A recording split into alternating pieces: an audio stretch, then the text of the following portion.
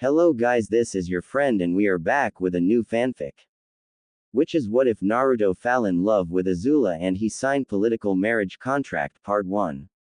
And if you enjoy this fanfic then please press the like button and subscribe to my channel for more fanfic like this. And now let's start the fanfic. Azula watched the scene with a feeling of triumph, as the avatars' pained cries rang out, like music to her ears. If what she had learned from Admiral Zhao's journals was true, then killing the Avatar while he was in the Avatar state would permanently end the cycle of rebirth. She could only imagine how much easier it would be to conquer the other nations when they learned that no Avatar would be coming to save them, now, or ever. She watched on as she expected the Avatar's tattoos and eyes to stop glowing and to seeing him fall to the ground, but this is not what happened. Aang was in terrible pain. So much pain that he wasn't capable of thinking rationally. For that matter, neither were the spirits of the previous avatars who were attached to his mind and body at the moment.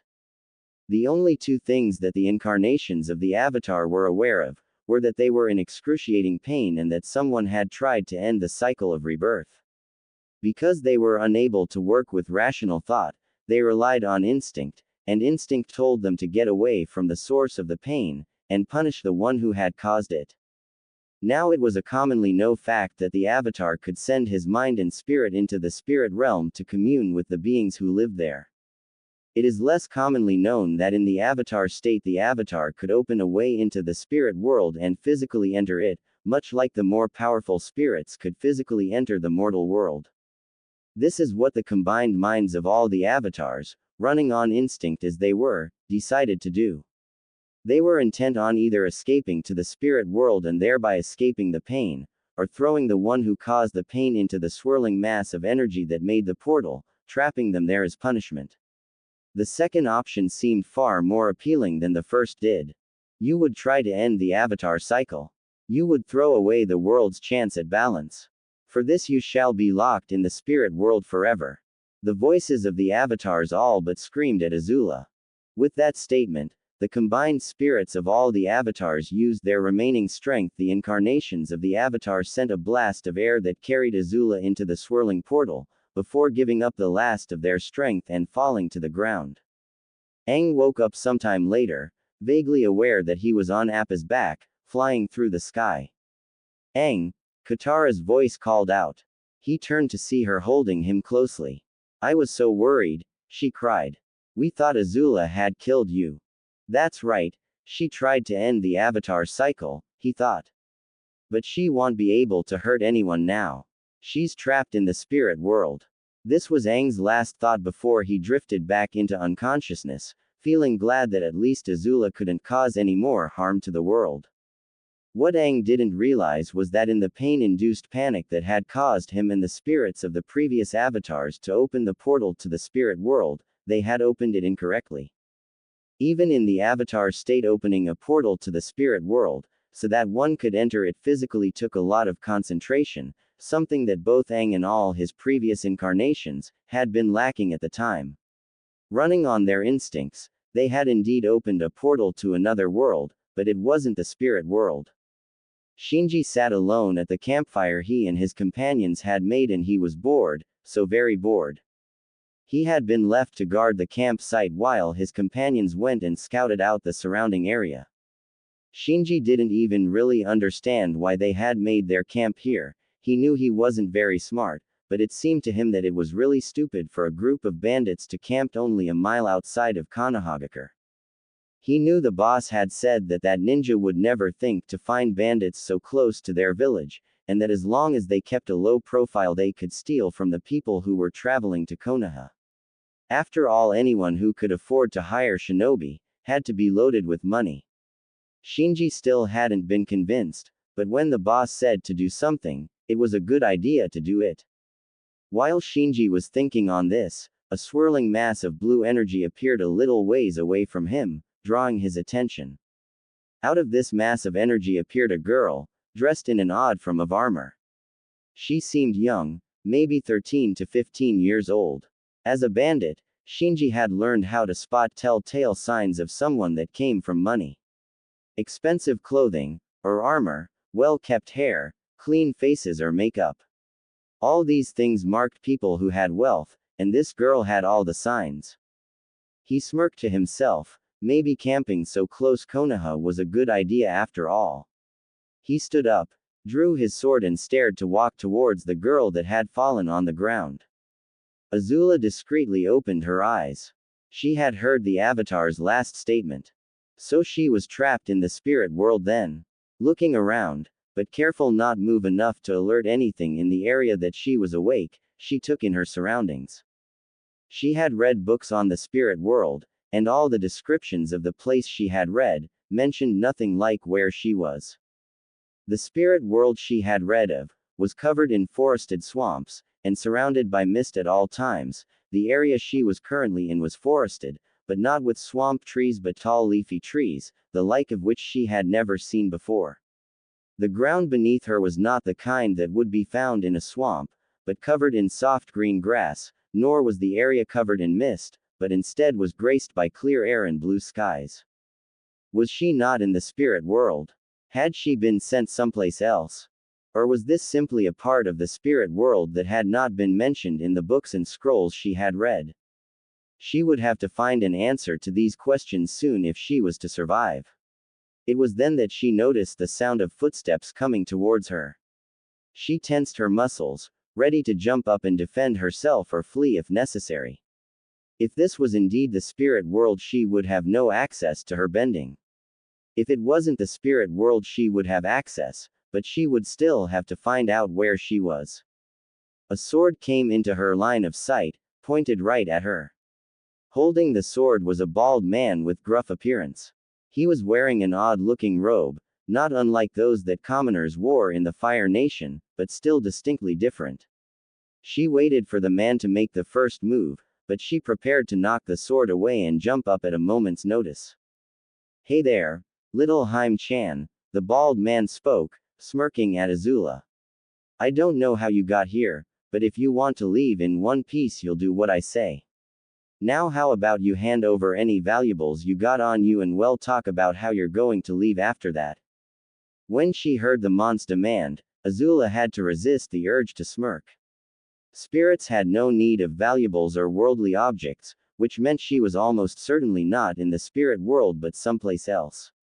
The man had said, Haim-chan, before, a term Azula didn't recognize, but the other words were easy enough for her to understand.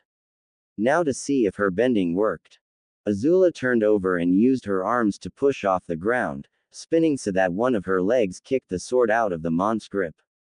As she landed, she was pleased to see that a stream of fire had indeed shot out from her foot. She had her bending. Now to find out where she was.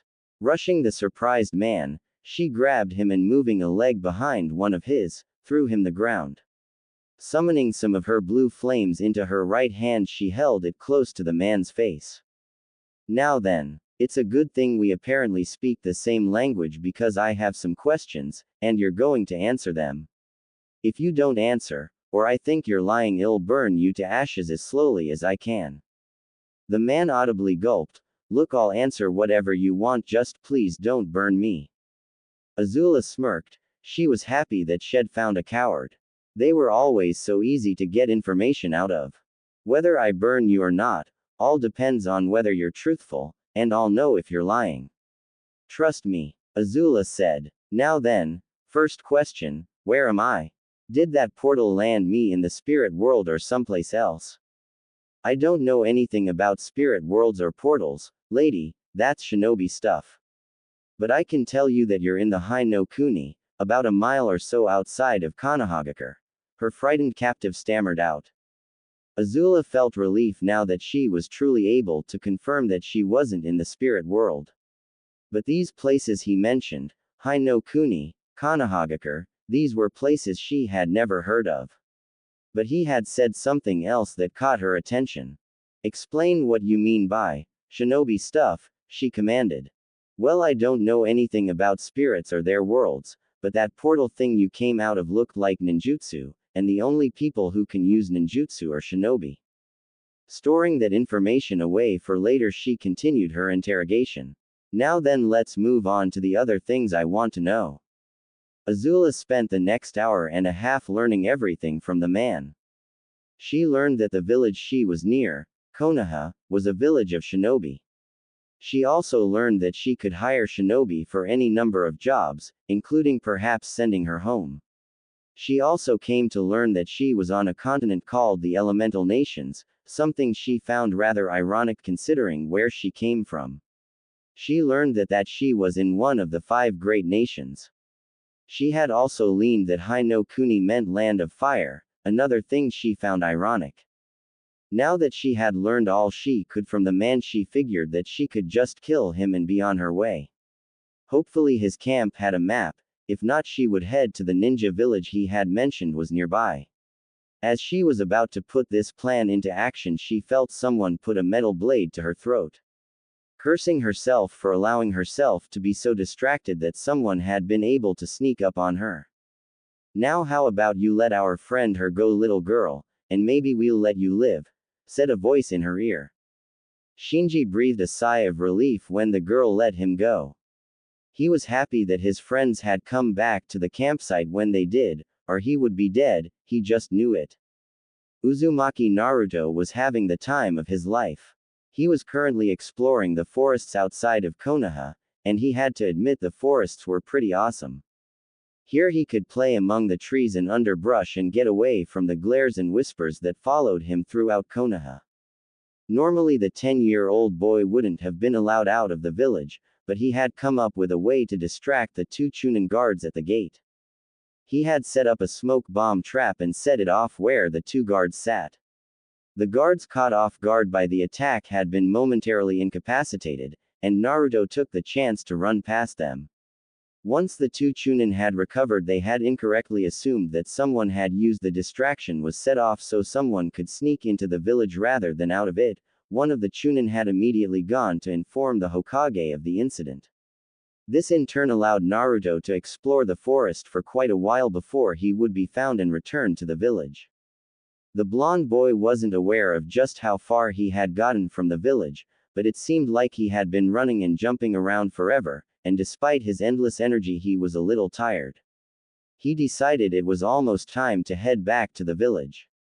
Maybe he could play some pranks on the residents who were meaner to him than others. Also, if he went back now, Hokage Gigi might not notice that he was gone and he wouldn't get scolded by the old man. Turning around, Naruto was about to start walking towards the village when he heard a bunch of men laughing. Curious, he headed in the direction of the noise and came upon a clearing in the woods. There he saw a peculiar sight. 10 or so men surrounded a young dark-haired girl in strange-looking red and gold armor. The men were all holding swords and had the girl trapped on the ground and were talking amongst themselves and laughing at her situation. The girl herself looked furious, and if looks could kill, all the men would be rotting corpses by now.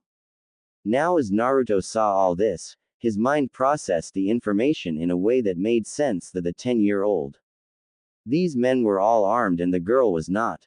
And although he couldn't hear what they were saying, they were acting like the bullies that picked on him at the academy.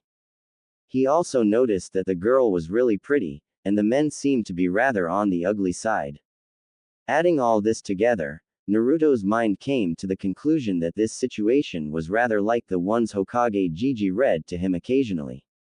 These stories always had a beautiful girl, usually a princess, trapped by ugly bad guys, and they would bully her until the hero came to save her. Then she and the hero would get married and live happily together from then on.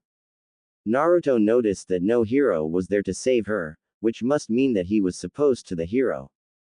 And if Naruto was the hero, he would have to save the girl. He didn't really know if he could beat 10 adult men, but he had to try. Even if he wasn't supposed to be a hero, he hated bullies. He drew upon his training he had received from the Ninja Academy, and thought back on his taijutsu lessons. He could surprise these men and get the advantage in the fight. So taking a deep breath, he rushed into the clearing with a cry of, "I'll save you, princess." Azula was desperately trying to figure out a way to get out of the situation she was in. She was trapped on the ground by these men and unable to move, unless she wanted to be skewered by several swords. She didn't have the element of surprise like she did last time, which meant she couldn't easily get into a fighting position, and even if she could, she wouldn't be able to disarm all the men before they were able to attack her. She was forced to listen as they discussed among themselves what they should do with her. She was under no delusions that simply because she was 14 years old and they were adults that she would be spared the indignity that many women endured when captured. She knew she had to get out of this situation somehow, lest she forced by these common brutes to do something would eternally shame her. Just as she was beginning to think it was hopeless, and that there was no way out, she heard someone cry out, "I'll save you, princess." As she heard that exclamation, she saw all the men look towards the source of the yell, right as a yellow and black blur flew into one of the men holding her down. The man who had been hit was knocked to ground as a young boy in a black t-shirt and white shorts threw his foot into the man's stomach. As the boy landed on top of the downed man, he finished up with a stomp on the man's face, effectively knocking the man out. Everyone in the clearing stared at the boy, wondering what had just happened. Because they had no way of knowing that the boy was a shinobi in training, they were astounded that a child had been able to knock out a fully grown man. The boy turned to face the rest of the bandits and with a determined look that most would find cute, rather than intimidating, said, "Leave her alone or I'll beat you all up." This declaration broke the trance that bandits had been in, making them all laugh loudly at the boy. The leader of the group spoke up. "Oh, that's funny, brat. You may have knocked out that idiot Shinji, but you only managed to do that because you had the element of surprise. You don't have that anymore, and we're all armed, and you're not. Besides, it's 9 against 1. Tell you what, because I like your attitude, I'll let you go. So run home to your parents and we won't cut you into pieces." Quote. Once the leader had said this, he and the rest of the bandits broke out into another bout of laughter. Azula, however, noticed that they were all too distracted by the boy's presence and little declaration to hold her down with the threat of their weapons now. Never being one to miss an opportunity, Azula sprang up and blasted the closest man with her blue flames, burning him from his upper body to his face. The man's cry of pain brought the attention of the other bandits to her, but by the time they began to react, she was already sending another fireball into the faces of 2 more bandits, via her fists. Forgetting about the boy, the 6 bandits that were left standing advanced on Azula. She noticed they were being extremely cautious in their advance, that showed that had learned to fear her abilities already. Good. Enemies that were fearful often were easy to manipulate into making mistakes. Sending a fire-imbued kick to a man on her left, making him yelp in fear and jump back to avoid the attack, Azula dropped to the ground and swept leg around to send flames at the feet of 3 more attackers on her right. As the sweeping flames hit their feet and legs, they screamed and fell to the ground, as Azula rose back up to a standing position and threw a fireball at the man on her right, that had dodged her previous attack. This time the man was unable to avoid the blue fire as it hit him square in the chest, setting his clothes ablaze. The man screamed out in fear and pain and fell to the ground and started to roll around trying to extinguish the blue fire that had covered his body. Azula jumped backwards in order to dodge a sword strike by one of the men who had yet to be burned. The man, surprised that his strike had missed, leaned too far into his attack, throwing him off balance.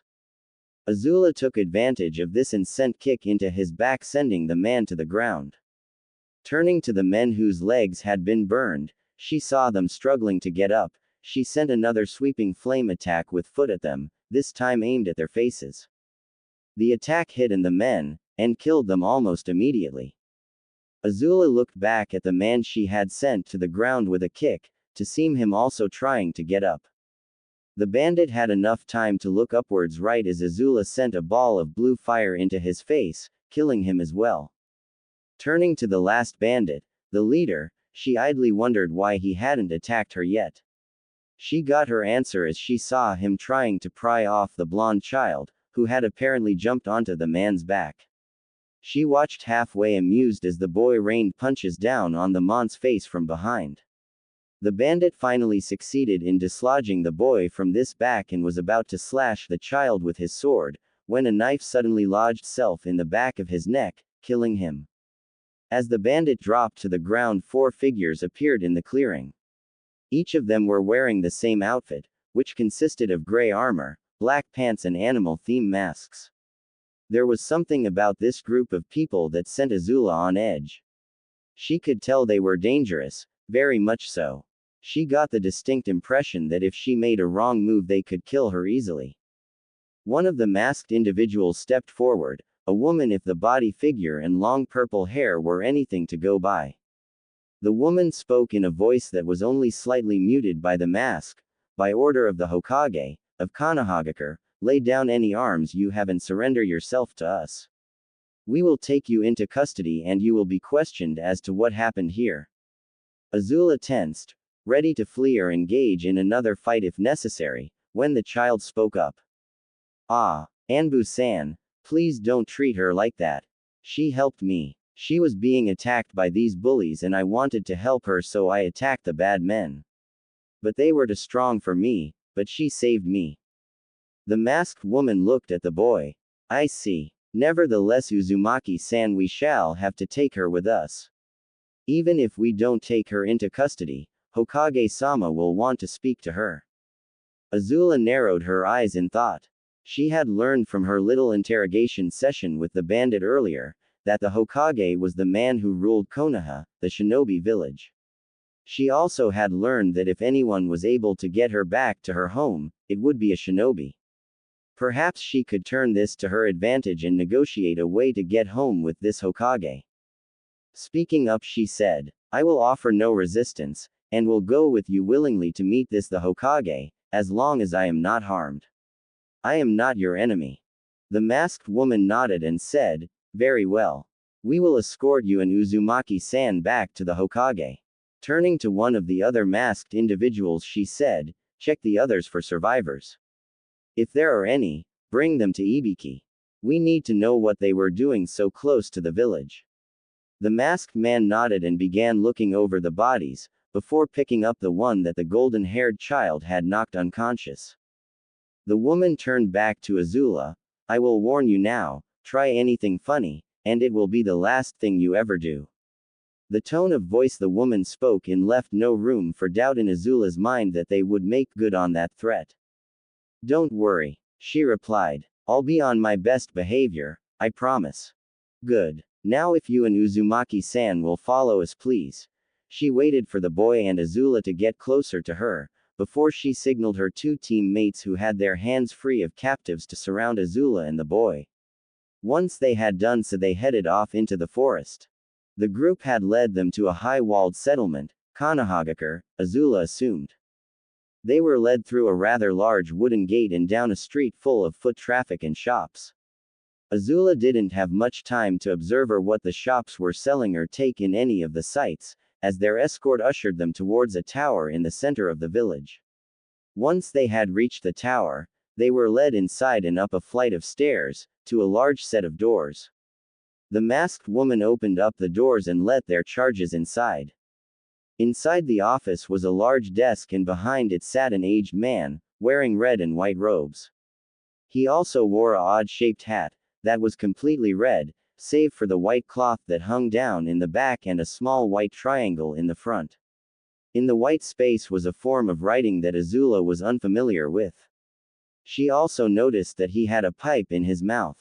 Hokage-sama, I have brought Uzumaki-san as requested, also this woman was with him, spoke the masked woman. I see. Thank you, Neko-san, the old man said. Before anything else could be said, however, the young boy rushed up to the old man and began excitedly jumping around. Hokage Gigi, guess what? Guess what? I was exploring in the woods and I came across this girl in the woods. She being bullied by some bad men, and she was really pretty, so I knew she had to be a princess like in the stories you tell me, so I rushed in to save her. At this point the boy looked a little sheepish. I was only able to knock one of them out though. The others were going to gang up on me, but then the princess saved me, like I save her. She started doing all these cool taijutsu moves and she shot blue fire out of her fists and feet. The boy exclaimed. She was like whoosh and boom and wham. He had started trying to imitate her bending moves, making liberal use of childish sound effects when there was supposed to be fire involved. The Hokage chuckled. I see, Naruto, I see. Why don't you go wait outside my office with Neko-san here while I talk to the princess? The boy, now named Naruto Azula knew, nodded and happily trotted out the office doors with the masked woman before the doors were shut. Once the doors were shut and the two were alone, the old man's face lost its happy expression and was replaced by a serious, calculating look. Azula had to resist the urge to gasp. Here was a man who was dangerous, here was someone who had experience in battle, and politics and gave off an air of power unlike anyone she had ever met, her father and the Avatar included. This was someone who could and would kill her without a second thought if he deemed it necessary. Now then, girl, you're going to tell me what your name is, where you come from and why you were so close to our village. Azula gulped. She would have to be careful. She got the impression that it would be a very bad idea to lie to this man. However, perhaps telling him the truth would also be a bad idea, as it seemed rather unbelievable. So if the truth and lying were both out, a half-truth might work. Azula, and I was traveling in the area, to visit this village actually. On my way here I was ambushed by a group of bandits, when the boy jumped in and saved me by distracting them. As for where I came from, let's just say it's a faraway land. Barely had Azula finished her sentence when she felt an enormous pressure hit her. It felt like she was being threatened by a god or a demon. The pressure itself made her want to throw up and kill herself just to rid of the horrible feeling. But just as suddenly as the feeling appeared, it was gone, still leaving her gasping for air, as she had momentarily forgotten how to breathe. The Hokage spoke in tone that was filled with danger. You must not have much experience with shinobi, girl. There is an old saying, the only people who can keep secrets in Shinobi Village are the shinobi that live there. This saying has a surprising amount of truth. You gave me, at best, a half-truth just now. Do so again and I will have you tortured for the answers I want. What you just felt was my killing intent. It easily incapacitated you, so don't think that I would be incapable of capturing you and taking you to the torture and interrogation department. Now let's try this again. What is your name, where do you come from and why were you so close to our village?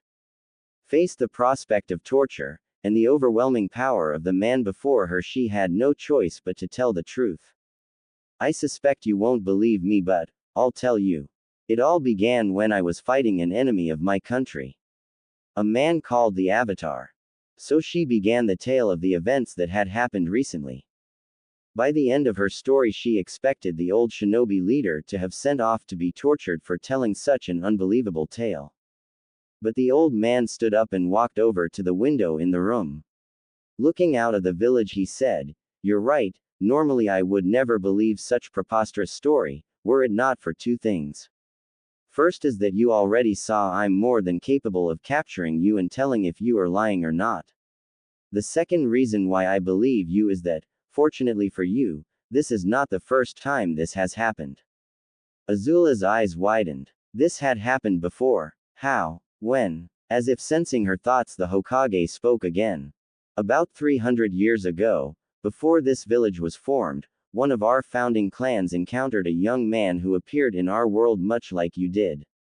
I don't know the details of how he got here, but I know that his name was Ling. I believe the records say he was from someplace called the Fire Nation. Azula couldn't believe her ears. Ling, Fire Nation? That was too much to be a coincidence.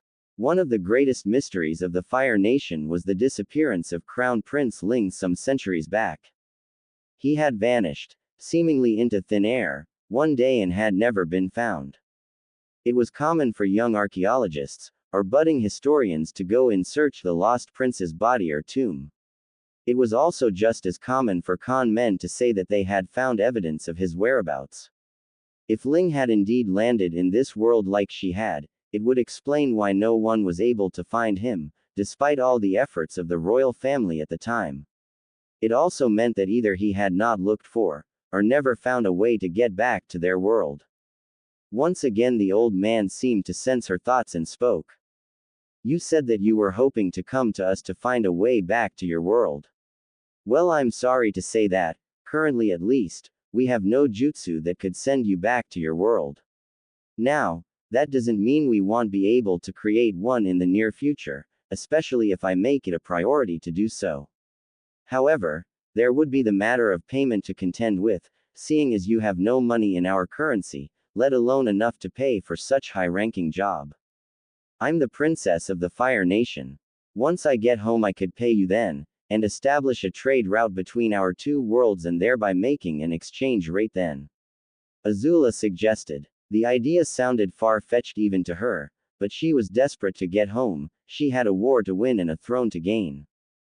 That would not be possible. Even if we sent you home, we have no guarantee that you would keep your word. For all I know you could simply cut the connection between our worlds somehow and we would be left without compensation for all of our work. This is a warrior village, right? That's what you shinobi normally do, right? Fight wars for people and your country's lord. I'm a skilled fighter, I could fight for you and go on missions as compensation. She suggested. The Hokage inhaled from his pipe before blowing out a puff of smoke. That won't work either, I'm afraid. As a rule, we do not allow outside forces to fight for us as mercenaries, no matter the situation. We have allied ninja villages to help us in battle, but mercenaries have no guarantee of loyalty to our village, and they take missions away from our own shinobi that need the pay and experience. Azula felt her frustration growing. Then what if I seek help from another of the villages? At this question the Hokage smirked around his pipe, making Azula frown. I'm sorry, but without any money, and no way of gaining enough quickly or effectively, the other villages wouldn't even give you a second thought. Moreover, they wouldn't believe your story like I do, as they do not have access to the clan records of the events of 300 years ago. For that matter, they're far less trusting than Konohagakure, and wouldn't hesitate to kill or lock you away for telling what they would believe to be a lie. So I'm afraid that we are your only option. Azula felt her frown deepen. This man wanted something, she was sure of it. He had purposely let her expend all her options for payment, before making it clear that only he and his village could or would help her. Very well, Lord Hokage, what do you want from me then? What can I offer you in return for your help? She all but spat out. The Hokage chuckled. Direct Very well, I'll be direct then as well. I mentioned before that a man came from your world. The clan that found him was the Senju clan, one of our founding clans. Normally clans are allowed to keep records and histories and techniques to themselves, save for those that would prove dangerous to the village as a whole. In this case, however, our first leader, the Shodaime Hokage Hashirama Senju, felt it important that all the Hokage that came after him would have access to this particular record in case it ever happened again. He also felt it important, because it also pertained to one of our closest allies at the time. He stated. He paused to look at Azula, seeing her take in the information and wait to see what it had to do with her situation. Seeing her remain silent, he continued on. You see, when Ling was discovered by the Senju, he was taken in by them and lived among them. He eventually married a member of the clan, and he and his family formed their own clan, known as the Uzumaki. That was over 3 centuries ago, long before the founding of our village. The Uzumaki clan became famous for their power over Fuinjutsu, the art of sealing. With it they could do anything, paralyze their enemies, set powerful and complicated traps, even able to seal away being of great and unimaginable power. However, this fame brought with it great fear. The enemies of the Uzumaki clan banded together and destroyed them several decades ago. Despite our alliance with the clan, our village was unable to do anything to help. We were able to protect the granddaughter of the clan head, who was living here in Konoha though. She died almost 11 years ago, after giving birth to a son. The boy you met earlier today. Azula's eyes narrowed. She could already see where this was going.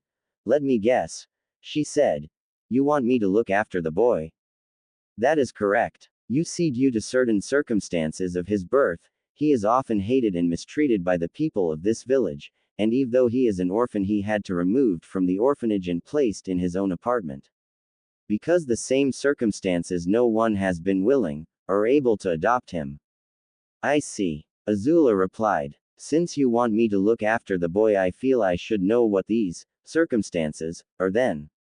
It was only fair she felt that she know what she was getting into if she agreed to this deal. The Hokage's face took on a look of absolute severity and authority. Know this, girl, what I'm about to tell you is a secret of the highest order. If you speak of it to anyone who is younger than 20, or tell the boy, or tell anyone from outside the village this information, I will know. And I will have you imprisoned, and tortured to death over quite a long period of time. Do you understand? Azula nodded to show that she did. She didn't trust her voice as she was struck of the same fear that had gripped her earlier. Very well, said the Hokage. On the night he was born, a great demon, the Kyuubi no Kitsune, or nine-tailed fox, attacked our village. The man who was my successor, the Yondaime Hokage, battled the beast but was unable to kill it. So instead he sealed it away within Naruto. His last wish was for the boy to be seen as a hero. However, the fear of the beast and the sorrow of the losses we suffered that night have led most of the population to see Naruto as a monster. So the vast majority of the population shun him, and often ignore his very existence. I have no doubt they would try to hurt him, had I not made the penalty for harming him, death. Make no mistake though, the boy is no demon, he is a human as you or I. He is not the first person to have a demon held in them, nor will he be the last. Azula was utterly stunned. This was quite a lot to take in. That hyperactive, foolish, and overly happy boy she had met in the woods held a demon inside of him. Had she been told this in any other situation, by anyone else other than this terrifying man, she would have laughed at such a ridiculous story. Still half in shock, she looked at the aged shinobi leader and asked him the first question she thought of. Can he use the demon's power? The Hokage considered his next words carefully. He may have access to the Kyuubi's power later on in life. Most Jinchuriki, like him, are used as super soldiers, army killers and the such. They are trained to use the power of the demons within themselves, to increase their strength, speed, and healing to godlike proportions.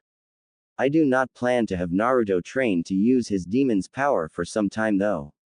I want him to have as normal a childhood as he can, or at least what's left of it, he said. I understand, Azula said, filing away the information for later.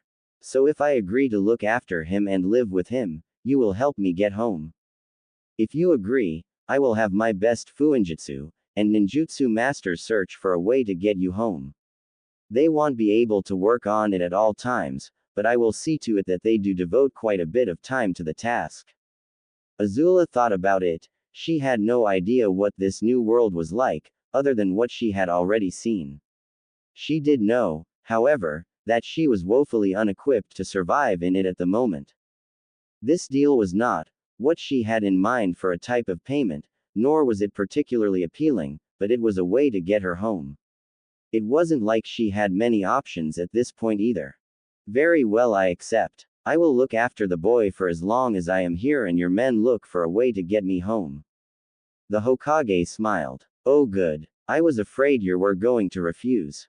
I would have had you either killed, or a memory eraser seal placed on you had you refused. We can't have someone wander our world if they know our greatest secrets and hold no loyalty to us.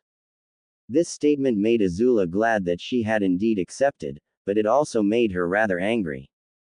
Now then, the Hokage said, I'll list you as a citizen of Konohagakure, under the name of Uzumaki Azula. I'll move you and Naruto into a larger house than the one he's currently living in. I will also see to it that all your living expenses are taken care of until he becomes a ninja or you are able to find a paying job. You're a bit young, but I recommend that you join the police force. It's made up of shinobi and civilians, and as of recent years they are in desperate need of manpower. That combined with a recommendation from me, and I have no doubt that they would accept you. Turning to look at one of the corners of the room, the Hokage said, Kuma-san, would you be so kind as to have Neko-san and Naruto-kun come in? The previously empty corner shimmered for a moment before revealing a man in a hooded black cloak and wearing a bear mask. The man walked over to the door and called the two people in. He then returned to the corner he had been standing in and made a few signs with his hands, and vanished once more. As Naruto and the masked woman called Neko entered the room, Naruto called out, Well, Hokage Gigi, what do you think of Hime Onisan? She's pretty cool, right? Azula raised an eyebrow. This was the second time someone had called her Hime. First it was the bandit she had met after being thrown into this world, and now this boy. The Hokage chuckled at the boy's enthusiasm. You're right, Naruto, she is quite the interesting person. You're also right to call her a princess. She is the daughter of a king from a distant land. The boy went wide-eyed. Really? I knew it. Someone as awesome and pretty as her had to be a princess. It's just like the stories you used to tell me. Azula smirked at the boy's praise. She thought it odd that there were some people in her own land that didn't recognize her as the heir to the throne, unless she told them or she was surrounded by her attendants, yet this boy from another world thought it obvious that she was royalty. Perhaps it was the royal ancestry, however distant, that flowed through his own veins that called to him and alerted him to her station. It also explained the boy's talent for fighting, that he had momentarily displayed in the forest when he knocked out one of the bandits. It was only fitting that a descendant of the lost prince inherit the innate skill that all the royal family seemed to possess. Even her older brother Zuko, for all his failings, possessed some natural fighting talent. Azula was brought away from her thoughts as the Hokage spoke again. You're right, Naruto, but not only is she a princess, she is also a very distant cousin of yours. If it was possible, the boy's look of awe and wonderment only increased. You mean she is my family? Naruto all but shouted. That's right, Naruto. But she isn't closely related to you, but she does share a common ancestor with you. Now why don't you be polite and show her some manners and properly introduce yourself? The Hokage said. Naruto nodded eagerly before running up to Azula. He gave a small bow, before saying, My name is Naruto Uzumaki. It's very nice to meet you. Azula gave the Hokage a sideways glance, to see him nod at her. Turning her attention back to the golden blonde boy, she gave her own small bow. My name is Azula Uzumaki, she said, remembering the name that the Hokage had given her. It's very nice to meet you as well, Naruto. Naruto's smile widened when she said this. He was incredibly happy that not only had he saved a princess, but she was also his distant family. Now Naruto, I have one more surprise for you, said the Hokage, calling their attention back to him. I'm moving you into a larger apartment now, and young Azula is going to look after you, and live with you for the foreseeable future. Naruto's eyes widened once again, and he looked like he had just found paradise. No way, he exclaimed. This is going to awesome. I'm glad you think so, Naruto, the Hokage said. Looking towards Neko, he said, Neko, would you be so kind as lead young Naruto and Azula here back to his apartment, and help them pack his possessions? Afterward I would like you to take them to this address, he ordered, handing the masked woman a piece of paper with the proper address written on it. He also handed her a note. Give this note to the landlord, it explains all he needs to know about the situation and will let him know this is being done by my orders. Taking the pieces of paper, Neko nodded. Of course, Hokage-sama. Turning to Azula and Naruto, who was bouncing around Azula excitedly, she said, Please follow me, Naruto-san, Uzumaki-sama. With that she walked out of the office with both Azula and Naruto in tow. As the Hokage watched them go, he wondered if he had made the right decision by telling Azula about Naruto's secret and making her agree to live with the boy. One thing was certain though, with a proud girl like Azula, and a hyperactive boy like Naruto living together, things in the village were going to get a bit more interesting. Azula looked at the building in front of her with disdain. She had been left outside the apartment building while Neko and Naruto had gone inside to get his things, leaving her with plenty of time to observe the apartment complex. This is where Naruto, her distant relative, had been living. The building wasn't run down, or poorly built. It appeared to be rather sturdy actually. How it was built or maintained was not what bothered her though. No, what bothered Azula about this building was that it was, in her opinion, unfit for nobility. It was painted with a dull brownish white.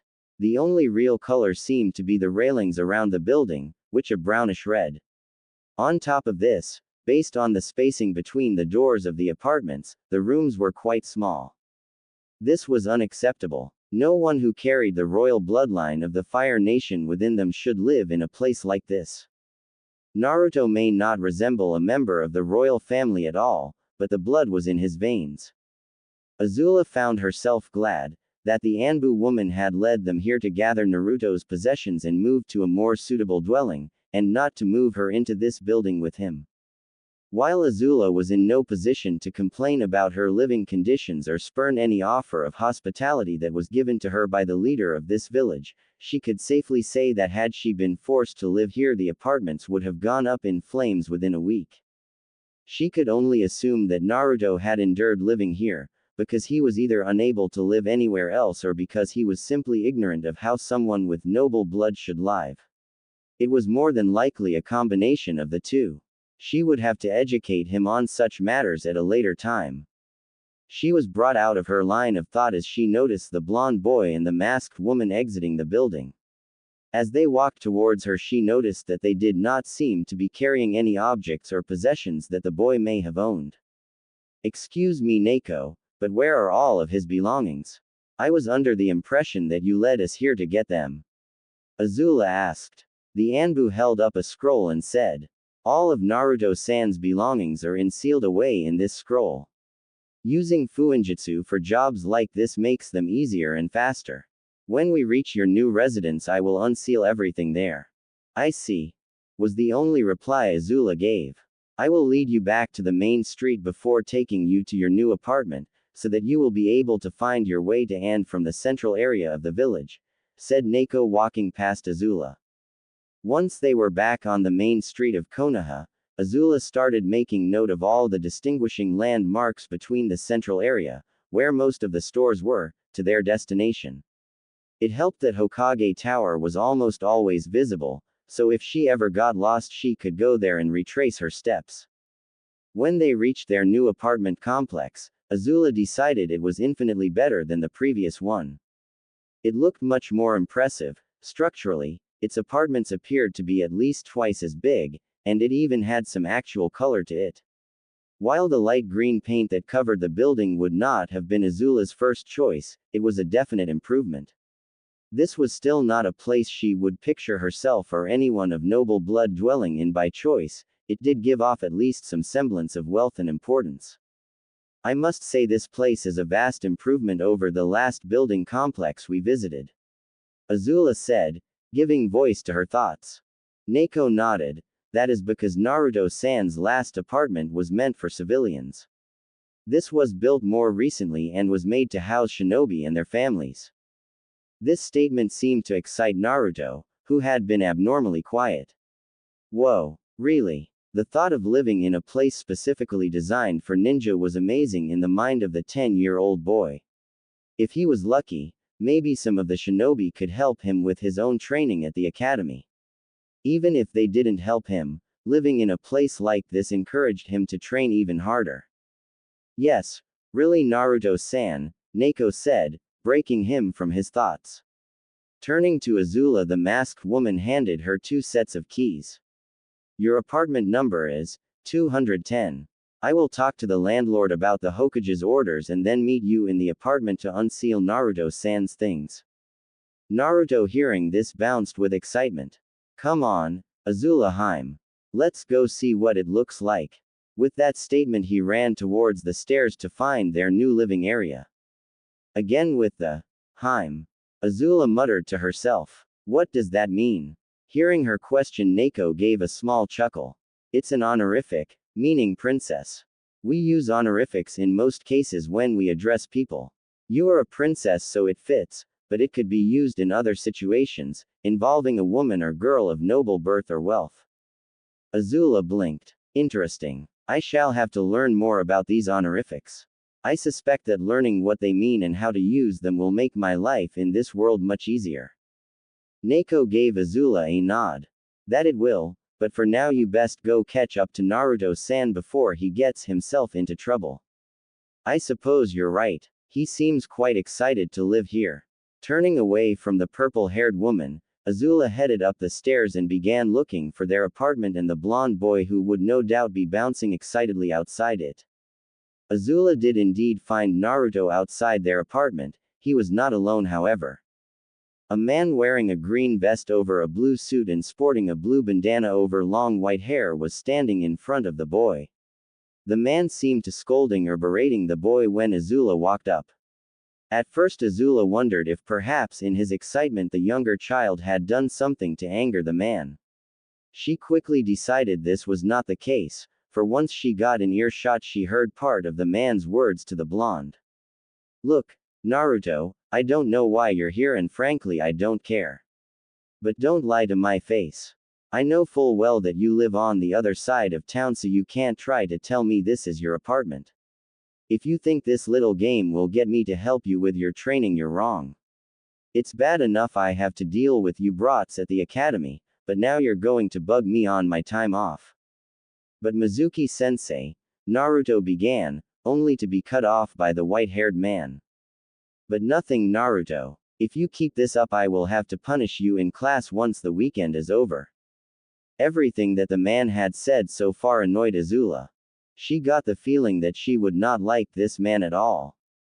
He seemed to have no trust in someone who was obviously his student, and what's more he seemed angry at the thought of giving his students extra training and help.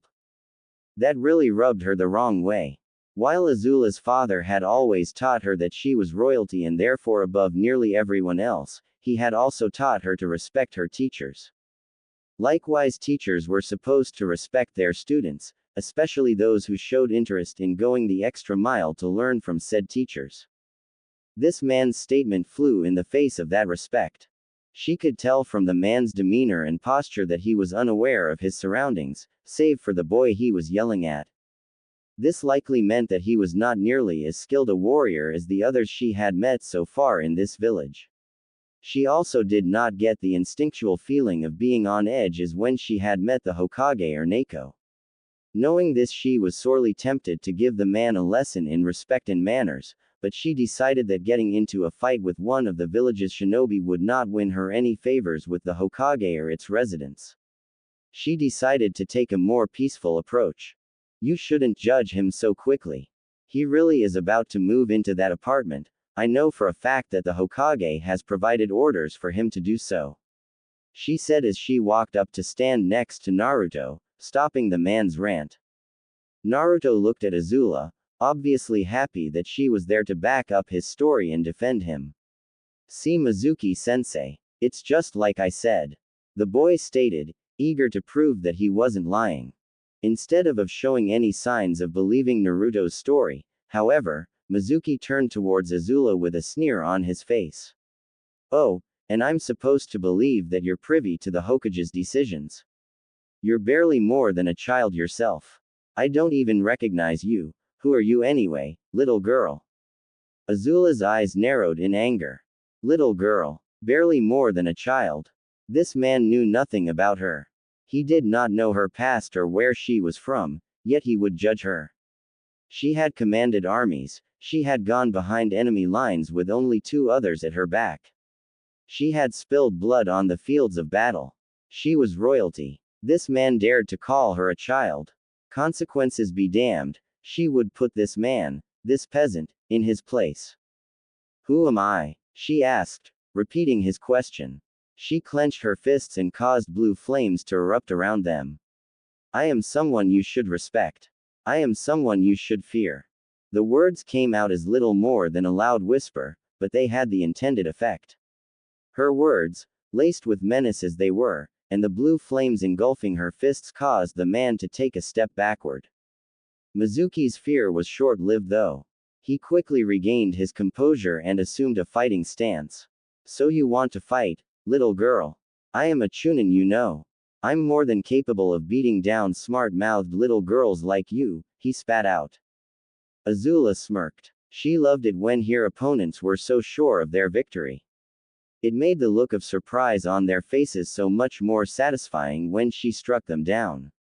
She got into her own fighting stance, ready to attack the white-haired man. Before the fight could begin, however, Neko's voice rang out. I hope you two aren't causing trouble. I would hate to have to detain the both of you for the rest of the week. The thinly veiled threat was enough to make both opponents stand down. Azula sighed inwardly. She would have to wait until another time to teach this peasant manners. Turning to the Anbu, she said, of course not. It was simply a misunderstanding, I'm sure. This man seems to be under the impression that Naruto and I are out of place. We both informed him that we are moving into this apartment today, however, he seems to be of the belief that we are lying and are merely here to cause some sort of mischief. We both seem to have lost our tempers in our argument though. I apologize for that. It was the truth. Well, everything except for the apology. Azula had yet to truly apologize for anything in her life, but she was fantastic as faking them. I see, replied Neko. Looking over at Mizuki, she said, allow me to clear up any misunderstandings, Mizuki-san. These two have been granted the use of this apartment by the Hokage, and are to live together from now on. I was ordered to bring them here and help them move in. Does this help resolve the situation? Mizuki looked back at the female Anbu with barely hidden frustration. It does. Thank you, Neko-san. I hope you will understand that I meant no offense, I was simply acting on what I thought to be true at the time. Please forgive me for losing my temper and nearly causing an incident. I will note your concerns, Mizuki-san. Please do make sure something like this doesn't happen again. As a chunin of our village, you have an image to uphold. Of course, Neko-san. It won't happen again. Now, if you will excuse me, I have errands I must run. He replied, before walking past the small group and out of sight. Naruto inwardly breathed a sigh of relief. Truth be told, he had no idea how to handle the situation. He had been happy to have Azula defend him, and tell Mizuki he was telling the truth, but he didn't mean to start a fight. He had seen Azula fight off those bandits in the woods, and he really didn't want to see her get in a fight with one of his teachers. He had no desire to be the cause of a fight like that, especially if it got his new roommate in trouble. Still, he had to admit that Azula had looked pretty cool when she was facing down Mizuki. Come on, you two, let's get your things unpacked. Once we do so, I'll be on my way. Neko said, breaking Naruto out of his thoughts. Once they opened the door of the apartment, they looked around a bit before unsealing Naruto's belongings. The apartment consisted of 2 bedrooms, 1 bathroom, a living area, and a kitchen that doubled as the dining area. When they unsealed Naruto's things, Azula was surprised to see that he considerably less material objects than she imagined. Being a princess, she had owned quite a few belongings. She didn't have as much as one might think a princess would have, as she valued fighting prowess and power over material objects, but it was still far more than what Naruto owned. Out of the ceiling scroll, Neko had pulled a few pieces of furniture and a box of dried food of some sort, as well as pots and pans.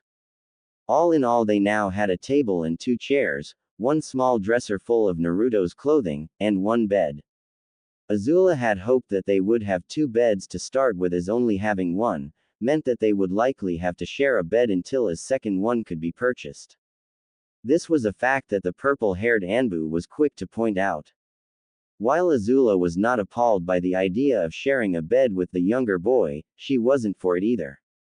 She wasn't embarrassed about sharing a bed with a boy like some girls her age might have been, as she knew it was out of necessity. It also helped that the boy in question was too young, at the moment, to have thoughts about what could be done with a girl in bed. That being said, Azula was used to having her own bed. She enjoyed having her own bed. It was one of the few places where she could relax and not have to keep up her image of the all-powerful daughter of the Fire Lord. She was glad that his bed was easily large enough for the two of them to share comfortably. However, if Naruto hit a growth spurt anytime soon, that might change. Once they had finished moving all the furniture to its designated spot, the three people took a moment to observe their work. It was during this moment that Naruto's stomach decided to make its demand for sustenance known in the form of a large growl. As the other two occupants of the room looked over at the boy, he rubbed the back of his head and had the good grace to look embarrassed. Haha, sorry about that. I guess I got kind of hungry, he said before walking over to the box of dried food. Picking up one of the packages, he said, well, I guess it's time for some ramen. Azula looked at the package in his hands and asked, ramen? I'm assuming that is the dried food you have in your hand. When Naruto heard this question, he dropped the package back into the box and slowly turned around to face Azula. His face was a mix of horror and disbelief. You mean to tell me you have never heard of ramen? When Azula shook her head to confirm that she had indeed never heard of it, Naruto visibly took in a deep breath. Turning to the Anbu in the room, he asked, Neko-san, is everything that we have to do here finished? Looking at the woman responded in a quizzical voice. Almost. I wanted to inform you both that as this apartment complex was built for shinobi and their families, there is a small area behind the building where you two may train and practice low-level techniques. If you wish to practice more destructive techniques or you plan to do intense training, the landlord asks that you use the training ground down the street. Other than passing on that message, I was told to inform you that the Hokage will have your first stipend of money by tomorrow, and that you should pick it up sometime then. Naruto nodded in a somewhat serious manner. Good. In that case, I must take Azula Heim to Ichiraku's as quickly as possible. You are welcome to join us, of course, Neko-san. Slightly put off balance by the intense expression and serious tone that 10-year-old was using, Neko waved her hands in a defensive gesture. Thank you, Naruto-san, but I'm afraid that I must report back, Hokage-sama. I see, the boy said, opening the door to the apartment, allowing the Anbu to walk out, before exiting himself. Well, we will see you another time then. Azula Heim, would you please follow me? Azula walked out the door, before Naruto shut and locked it. She was unsure of what was going on, or where this new attitude the boy was displaying had come from, but she was willing to go along with it for now. That being said, if he was wasting her time, she would punish him properly. Where are we going, if I may ask? Naruto gave her a look that said that he thought it should be obvious. It made Azula feel like she were the younger of the two. She didn't like that. She didn't like that one bit. We are going to Ichiraku's ramen stand, so that you can try ramen. Naruto said as if he were the wisest sage to grace the earth. Azula felt her anger grow. And why could I not simply have tried the ramen you had back at the apartment? She asked, her voice taking a dangerous tone. If Naruto noticed the danger he was in, he didn't show it. He simply continued walking towards his destination. Looking over at Azula, he said, that was instant ramen. It's okay as far as taste goes, but it's a cheap knockoff of the real thing. If you're going to try ramen for the first time, I'm going to make sure you have actual quality ramen.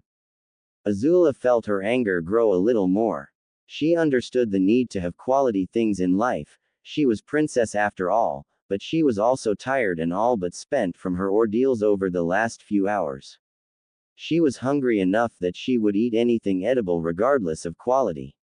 She also wanted to make prompt use of the bed back at the apartments. It was almost night anyway, they should be getting ready to rest, not going back into the village. Listen, boy, if this little excursion you're taking me on isn't well worth it, you will be punished properly. I can and will singe your pants off. Am I understood? Azula growled towards the younger boy. Naruto looked a little taken aback, but he also seemed to understand what she was feeling. He continued walking onward with her in tow before stopping at a small building. It looked like one of the restaurants one would find dotting the streets in the Fire Nation during festivals. We're here, Naruto said. This will be worth the trip, I promise, Azula Heim. As he said, he took a step into the small stand and sat down on a stool, before motioning Azula to do the same. Reluctantly, she complied. A girl appeared from the back of the shop. There was nothing really noticeable about the girl. She was of average height and size, had brown hair and wore an apron over her clothing. "Oh, Naruto-kun. Good to see you," the girl exclaimed, before turning her attention to Azula. "Who's this? A friend?" Naruto grinned and laughed. "Yep. This is Azula Haim. She's a princess from another land.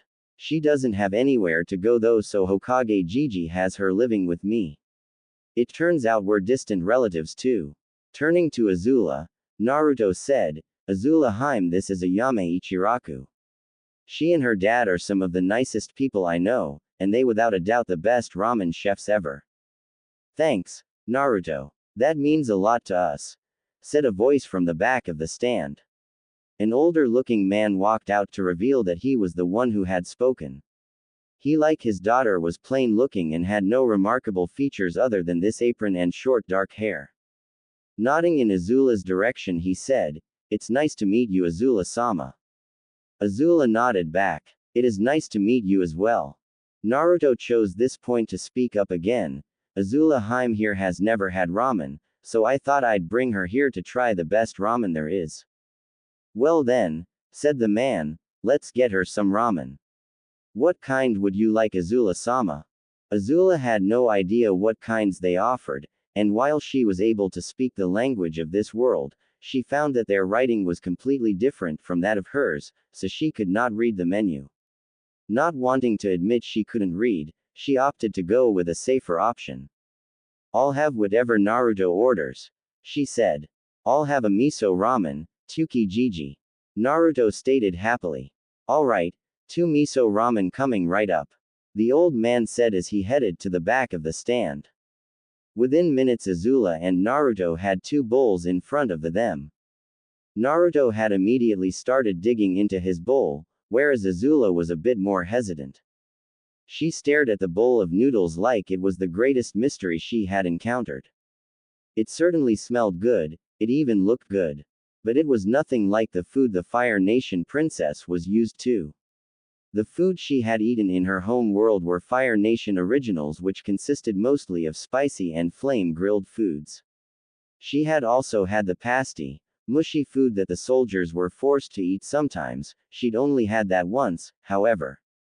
Picking up her chopsticks, she decided to brave the unknown and slowly drew the first mouthful to her.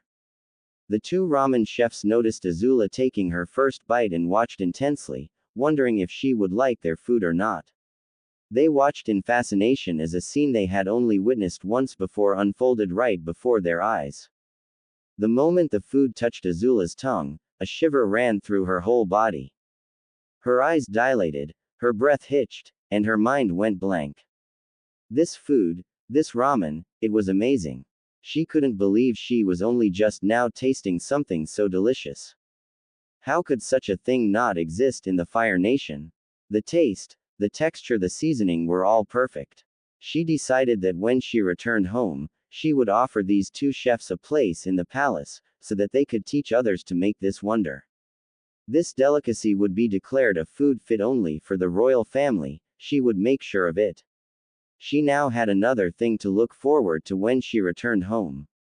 Azula's brain took 3 seconds to go through this thought process. Once those 3 seconds were finished, her body, which had gone stiff, unfroze. At that moment, all of the manners that had been drilled into her as a child vanished, and she began devouring the ramen in front of her as if it were the only thing that mattered at all in the world. Half an hour later, both Azula and Naruto sat contented with several empty bowls in front of them. Naruto had eaten 7 bowls and Azula had consumed 4 bowls of ramen. Behind the counter of the ramen stand stood a giggling Ayame, and a grinning Tuki. The old ramen chef sensed that there would be a large increase in his profits soon with Azula around.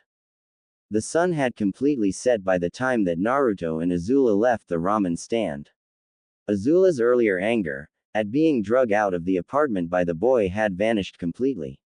She had to admit that the boy was right, eating the ramen at the stand had been well worth the trip. As they walked back down the streets, to their apartment, Azula took notice of how different the streets of Konoha looked at night. During the day the sunlight had made everything seem bright and cheerful, now that night had set in the streets seemed cold and lonely. The moon and starlight bathed the village in calm, but eerie, light. Their progress towards their destination was halted when three men came out of a building in front of them. Judging by the smell of alcohol on the men, and the fact that one was stumbling around led Azula to assume the building they had come from was a bar or a tavern. As Azula and Naruto started to walk past the three men, the man who had been stumbling called out, "Hey look! It's the demon brat." This statement made Naruto tense up, and stopped Azula in her tracks. She wasn't sure if this would lead to an altercation or not, but she was ready to drop into a fire-bending stance if needed. The man's two companions were obviously not as inebriated as he was, seeing as they had the presence of mind to grab the man and try to calm him down.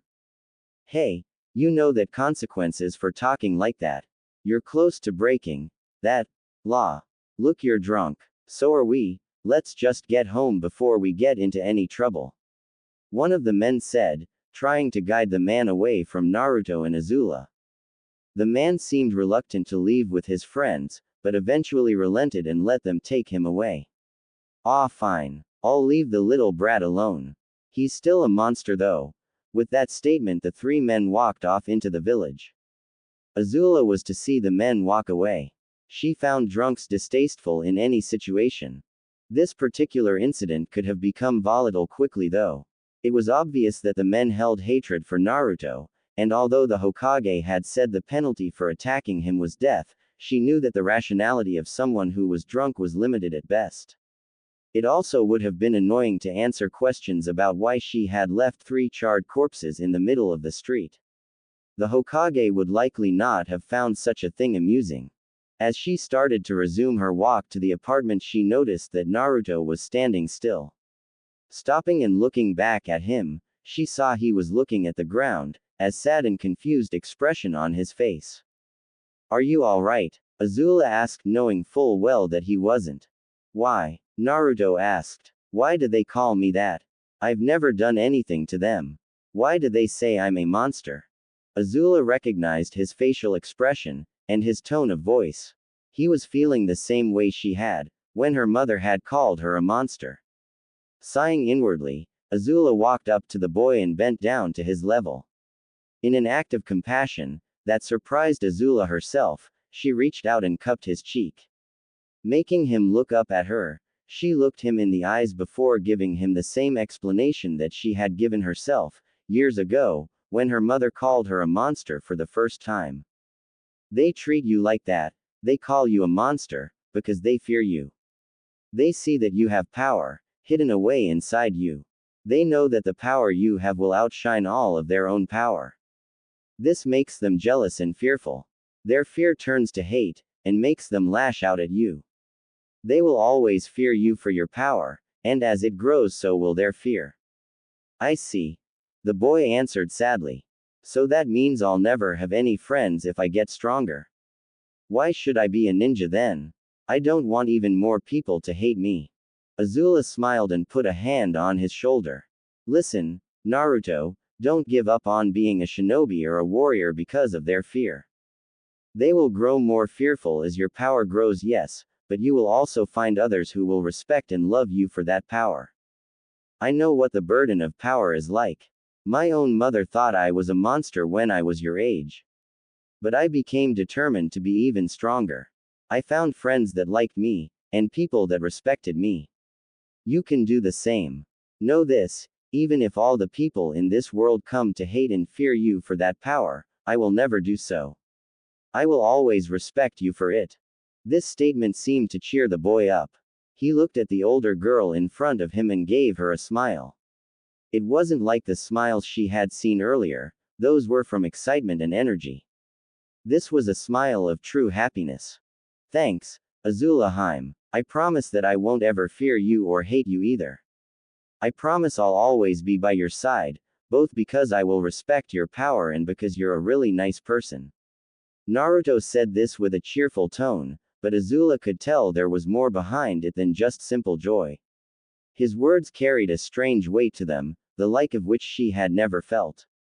She was unsure how to react to his words, so she just nodded and stood back up. The two managed to make it back to their apartment without encountering anyone else. When they got to their door, they noticed a small package waiting for them. Naruto picked up a note that was attached to the package and read it out loud for Azula's benefit. Apparently it had been left for them by Neko. The purple-haired Anbu had taken it upon herself to purchase a set pajamas, and several changes of clothes for Azula. The woman was not sure of Azula's exact size, but based on what she had observed, the clothes would work until more suitable ones could be found. Once Naruto and Azula were inside and had locked the door, they each went to their separate rooms to change. Azula came into Naruto's room, once she was done changing, seeing as they had to share a bed for now. She was wearing a set rather soft-looking blue pajama bottoms and a white t-shirt with two dragons on the front, one red and the other blue. Naruto himself was in blue shorts, a plain white t-shirt and a frog nightcap. As Azula looked at the Naruto sitting on the bed, she decided that as long as they had to share a bed, there needed to be some rules. Listen well, Naruto. We have to share this bed until we are able to purchase one for me, so here is how this going to work. This bed is big enough for both of us to sleep in comfortably, so you are going to stay on your side, and I will stay on mine. I don't want to wake up and find you rolled on top of me and started drooling on my face. Understand? The Fire Nation princess asked. Naruto recognized that should he break these rules, things might not go so well for him, so he quickly nodded his head to show that he did understand. The girl seemed satisfied by this. Good, she said as she crawled under the covers on her side of the bed. Naruto, feeling a little nervous with the situation, but still not wanting to be awkward or rude, looked over at the older girl and said, "Good night, Azula Haim." Azula, caught off guard by the boy's words, hesitated before offering her reply. "Good night, Naruto." As the two lay in the bed together, Azula felt her thoughts drift back to her words to Boy when he had asked why he was called a monster. She was unsure of why she had decided to comfort the boy. She certainly wasn't in the habit of helping others. Still, something about the boy drew her to him, made her want to keep him from being sad. Maybe it was her own experiences when she was younger that made her want to help him, or perhaps it was a result of their shared ancestry. It was then that she remembered the promise that Naruto had made to her, after she had said that she would never fear him. It seemed like a childish promise, made at the spur of a moment, but his words occupied her mind until she finally drifted off to sleep. Azula was unaware of just how important the boy's words would be to her later in her life, or how much of an impact her words had on him. When the morning sunlight streamed through the bedroom window, it shone on the face of a very nervous and worried Naruto. He was in a position that he was completely unprepared to deal with. Azula had broken her own rules. During the course of the night, she had rolled over and wrapped her arms around Naruto's chest and her legs wrapped around one of his smaller legs. When he had awoken and noticed his position, he had immediately tried to squirm out of the princess's grasp, only to find this impossible. The more he tried to escape, the harder her arms squeezed him to her. He was getting really worried about what would happen when the girl awoke to find them in this position. She had obviously not wanted any contact with him in the night, although he wasn't sure why. Naruto was unaware of the fact that he was now one of two people to know Azula's most closely guarded secret, the other person being her older brother Zuko. Yes, despite all of her vicious fighting talent, her cold and calculating mind. Despite her aloof and often cruel personality, she was extremely clingy in her sleep. Yes, Azula, mighty and feared princess of the Fire Nation, was a massive cuddler. She had often had stuffed animals to sleep next to when she was younger, and the habit of snuggling into whatever was close to her at night had not disappeared with age. It was one of the reasons for the rules she had given Naruto the previous night. She had thought if they stayed on separate sides of the bed, she wouldn't grab the boy in her sleep. She underestimated her own abilities to seek out warm and comforting objects in her sleep, however, and now Naruto was stuck in quite the awkward position. Naruto's fears were realized as the girl who had him trapped gave a small groan and opened her eyes. Seeing her face so close to the blonde's head made her blink in surprise a few times. Her expression of surprise quickly turned embarrassment and then rage, however, as she sat up. Naruto, now free from the girl's death grip, scooted away from her, and quickly tried to defend himself. Azula Haim, I swear I didn't break the rules. I stayed on my side of the bed and didn't move at all, I promise. Azula closed her eyes, and took a deep breath before speaking. I believe you, Naruto. Naruto sighed in relief. Oh good. I was really scared you were going to punish me for a minute, he said, chuckling. Azula opened her eyes before looking down at him in a positively menacing way. Oh, you're still going to be punished. But why? He stammered out. You just said you believed me. Chuckling evilly, Azula ignited her a small blue fire around two of her fingers. I do believe you, Naruto. But you know my secret now. I can't let you get away with that. Now hold still and your punishment will be over soon. Naruto barely managed to dodge the tiny stream of blue fire that was shot his way. Ah, no way am I holding still for you. You're crazy, Azula Haim. With that he ran out of the room, Azula hot on his heels. The chase had lasted about half an hour before the two had finally calmed down enough to go to the kitchen and make breakfast, which consisted of ramen, because that's all they had at the moment. Naruto was still grumbling about his frog cap getting burned by the flame-wielding princess. She hadn't ever actually burned the boy, but she did make his clothes end up with quite a few singe marks. Don't you have to attend that shinobi academy today? Azula's broke Naruto from his inner grumblings about his singed clothes. He looked up to see her staring quizzically at him from across the table. No, we have the weekends off from class. I'll have to go tomorrow though, he replied. I see. What do you study there exactly? She asked. Oh, lots of stuff. There's the boring stuff like history and math, but we train in lots of cool stuff too. We learn how to use kunai and other weapons, as well as ninjutsu, as well as taijutsu. Taijutsu. Azula was familiar with what ninjutsu was supposed to be, after her discussion with the Hokage the previous day, but she was unfamiliar with what taijutsu was. Oh, I guess you could call it hand-to-hand combat. It's like those cool fire moves you used against those bandits yesterday. Although my taijutsu is one of the worst in the class. I wish I could learn your fighting style, it was awesome. He said. Perhaps you can. Azula replied. It's a long shot, but all the members of the royal line have been able to use fire bending. It's possible that as a descendant of the royal line you can use it as well. Azula stated. She had to resist the urge to laugh as she saw a look of pure glee that appeared on the blonde's face. Really? Alright, when can I start learning? He shouted enthusiastically. Azula smirked. Hold on. We have to see if you can fire bend first. If so, I'll begin teaching you immediately. Now go get dressed and we can head to the training ground down the street. Naruto was running to his room to change into his day clothes, by the time the words, "get dressed," left her mouth. Azula herself walked back to her own room to change. She decided to wear her firebender outfit, rather than put on the new clothes that Neko had gotten her. She didn't know how this training would go and she didn't want the clothes to get ruined if they were less durable. As she walked out of her room she noticed Naruto bouncing by the front door, eager to go. Walking past him and out the door, she headed to the nearby training ground. Naruto bounced beside her the whole way. The training ground turned out to be a small circular area of grass, rocks and a small pond. There were a few trees around it as well. While it wasn't what she used to training around, it would suit Azula's purposes for now. She walked up to one of the trees and plucked a leaf from it.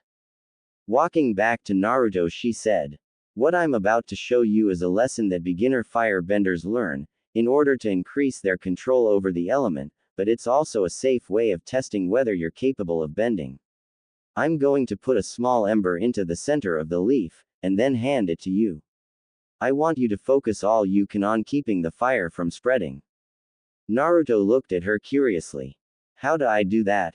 With your will. You must will the fire not to spread. If you are able to control it with your will, the fire will spread, but slowly. If you can't, it burn the leaf to ash almost immediately, and it will mean that you are unable to fire bend. Azula said. She noticed Naruto looked a little nervous. It was understandable. Many people were nervous when they tried to find out if they could bend. A few were lucky to discover it by accident when they were young, but most had to go through tests. Looking down at the blonde, she asked, "Are you ready?" Naruto gained a look of determination. "I'm ready. There's no way I'll fail, you'll see." Azula smirked. She liked his confidence, it spoke of his Fire Nation heritage in her eyes. She also hoped he was able to fire bend.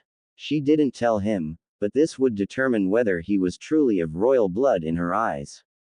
Placing her thumb on the center of the leaf, she ignited a tiny ember in it and quickly handed it to Naruto. Taking the leaf from Azula, Naruto stared at the leaf. Already the center of it was glowing red, and spreading outward. He started concentrating on the fire inside the leaf, willing it to stop. He stared at the spot where he wanted it to stop spreading, and inside him, he felt a strange sensation. It felt like a pull. No, not a pull, it was a surge. That was the only word that described this sensation. It was power surging in him. Azula watched as the fire slowly stopped spreading towards the edges of the leaf. This was astounding. She had hoped Naruto was a bender, although she would never admit it. She wanted the connection that it'd provide if he could fire bend. Yet, she could never have hoped to see this. Most beginners were only able to slow the spread of the fire. Naruto had stopped it completely. She reached out and took the leaf from him, and turned it to ash herself. Looking down at the blonde, she gave him a genuine smile. "Congratulations, Naruto. You are not just a fire bender, but you seem to have an innate talent for it. I've never seen a beginner stop the fire completely." Naruto's eyes widened, and his face split into a grin. "Yes, I can fire bend. Does this mean we can start training now, Azula-hime?" he asked, his enthusiasm obvious. Azula nodded. "Yes, we can begin now." Naruto let out a giggle of excitement. "All right, now I'll be shooting fire out of my hands by the end of the day." At this statement, Azula's face took on a more serious look. "Naruto, listen to me. I am going to train you, but you must follow my every command. No matter what. If you disobey me even once, I will cease your training immediately and never continue it. Do you understand?" The boy's face lost its joyful expression, but he gave her nod showing he understood. "Good," said Azula. "Now I'm going to walk you through the first few forms of fire bending, meant for beginners. Once we've done that, you will start the burning leaf exercise again. Then we will go back to learning the beginning forms, and then repeat." "What?" he asked confused. "I thought I already mastered the burning leaf." Azula shook her head. "You have proven that you naturally have a great control of fire, but you haven't mastered it.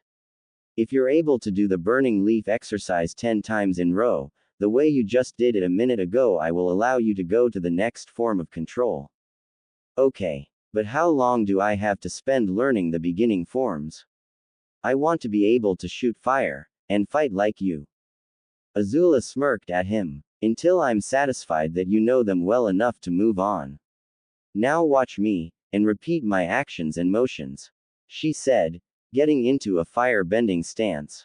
The two of them spent almost the entire morning, running through the exercises.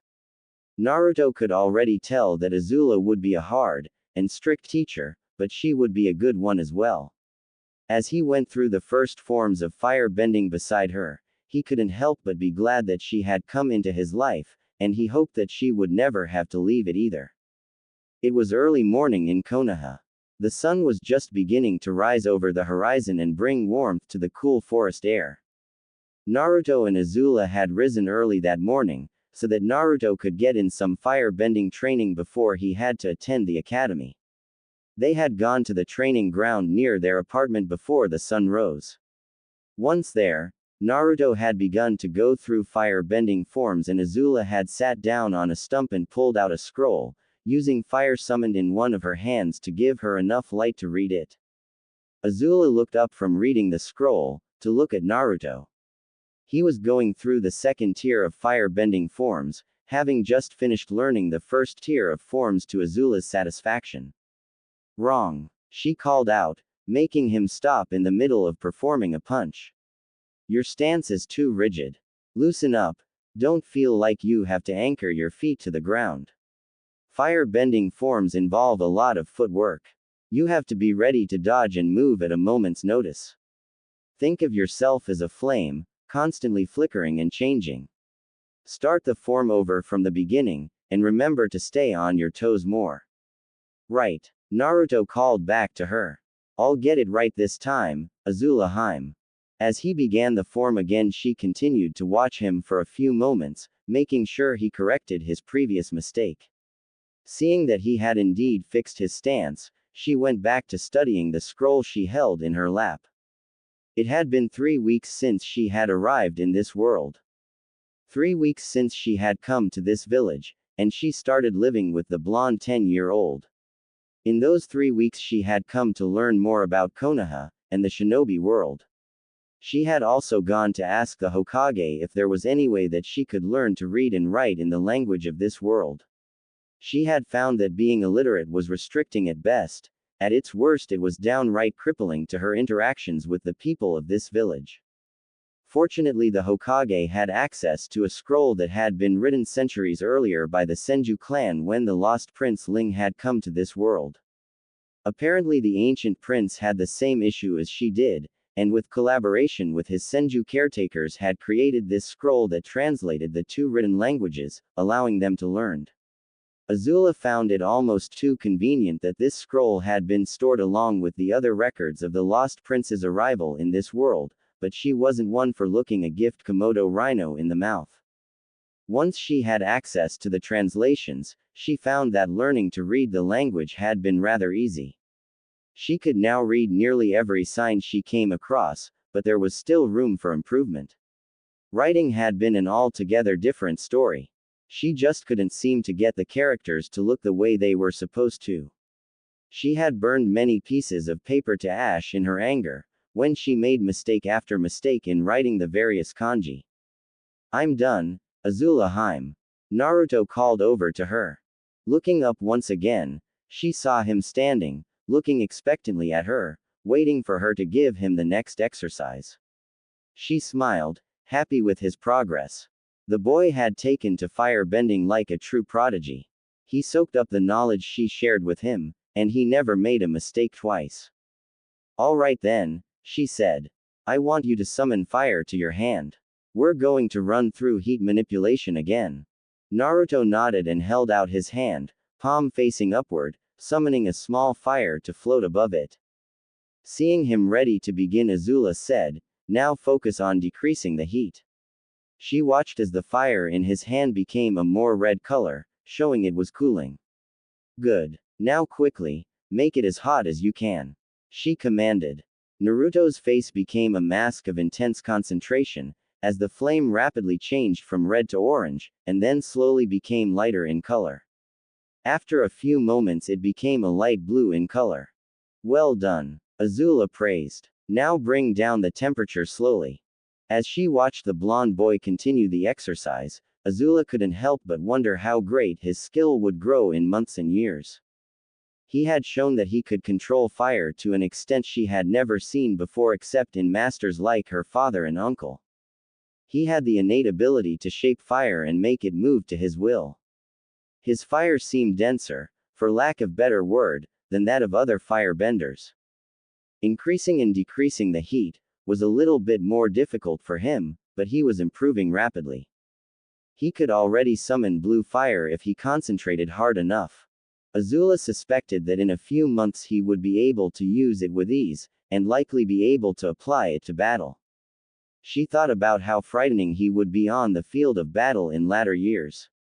While she didn't know all of what his shinobi training involved, she did know it involved learning how to use and master several types of weapons, including throwing knives. That combined with his natural talent for fire bending would make him fearsome indeed. If what the Hokage had told her was true, he would also be able to access a demon's power later on in life as well. Thinking of the raw potential and power this boy had made Azula shiver. She had learned to appreciate power at an early age, and Naruto certainly had staggering amounts of it. She had already begun trying to think of ways to bring him to the Fire Nation with her when she returned. The village seemed to have alienated Naruto to a great extent, so convincing him to leave might not be too hard. It also helped that he seemed to hang on her every word and action. She didn't know whether this was a result of him finally having found a familial connection, distant as it may be, or if it was something more akin to hero worship. It could perhaps be simple infatuation. No matter what it was, it would work in her favor. If he wanted family, she could always convince her father to adopt the boy into the royal line officially. Her father respected power, and she was certain that Naruto would be a much better son than Zuko. If it was hero worship, she would play on that to make want to help her in her quest for the throne. If his feelings were that of infatuation, she would feed and increase those feelings until they became love. She make herself seem like the only woman who could understand him, the only one who was worthy of him. She knew of course that if this was the course of action she needed to take, it would mean reciprocating the boy's feelings, although that wouldn't be so bad. She could tell even now that Naruto would be quite the looker as he grew older. The only two problems she could think of in her plan were that she had as of yet, no way of deciphering which of these feelings Naruto held for her. The second problem was the Hokage. The old man seemed to care for boy quite a bit.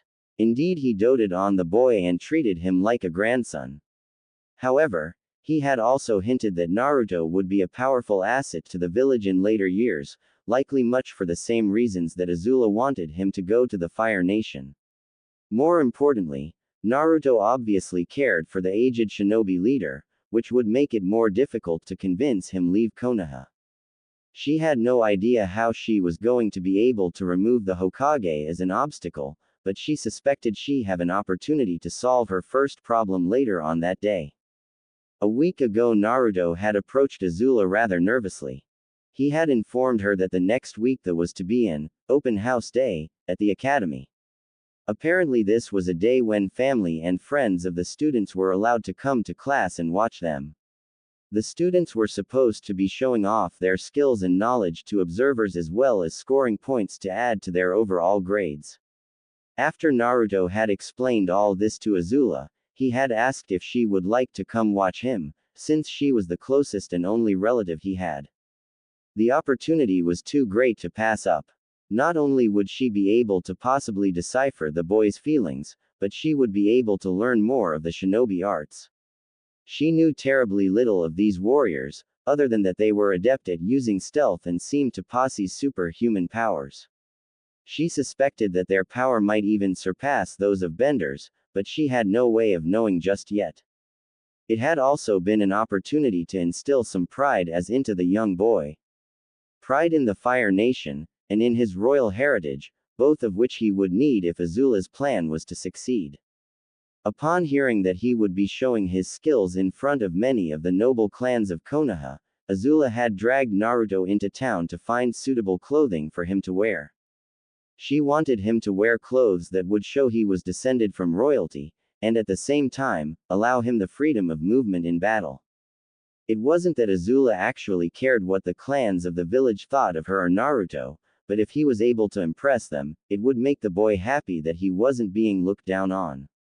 He would then associate this happiness with pride in the Fire Nation and the royal family. This in turn would make it easier for Azula to convince him to come back to her world with her. If this showed the so-called noble clans what true nobility was like, that was just a bonus in her eyes. She had eventually found an outfit that was so perfect for the occasion that Azula had briefly wondered if these events were being guided destiny or fate. The outfit had consisted of a loose pair of black pants and shirt. On top of those was placed a long flowing robe that was deep red in color and had gold trim. Azula had paid for the outfit to be modified to Naruto's exact size, and also threw in a little extra to have the Fire Nation emblem sewn into the back of the robe in black thread. All in all, it had cost them a chunk of their monthly stipend, but Azula thought it well worth the expense. She knew of course that Naruto would outgrow the outfit quickly, but it would serve its purpose for the moment, and other outfits could be acquired later. Azula took notice of the sun's position in the sky, and called out to Naruto. Naruto, that's enough training for now. It appears to be time to leave for the academy. Hearing the older girl's call, the blonde bounded over to her as she stood up and put away her scroll. Heading out of the training ground, the pair made their way through the streets of Konoha. Most people were only just now starting to head out of their homes, so they didn't encounter much traffic on the way to the academy. When they finally arrived, they found that they were a little early. Several students and their parents had already arrived and were standing in the schoolyard. Azula also took notice that the Hokage was also in attendance and was talking to one of the academy instructors. Azula and Naruto stood a little ways from the rest of the group and waited for the classes to start so that they could enter the building. As more and more students and their families showed up, a few of the children took notice of Naruto's new appearance and Azula's presence next to him, and began to quietly mutter amongst themselves about who this girl was and why she was next to the class clown. After a few minutes, a group of the more curious children came over to them. Azula watched as they approached Naruto. A boy with brown hair and red markings on his face walked up to the blonde before asking the question they all had on their minds. "Hey, Naruto, what's up with the weird clothes?" he asked. Naruto simply shrugged before replying. "They're just new clothes that I'm supposed to wear.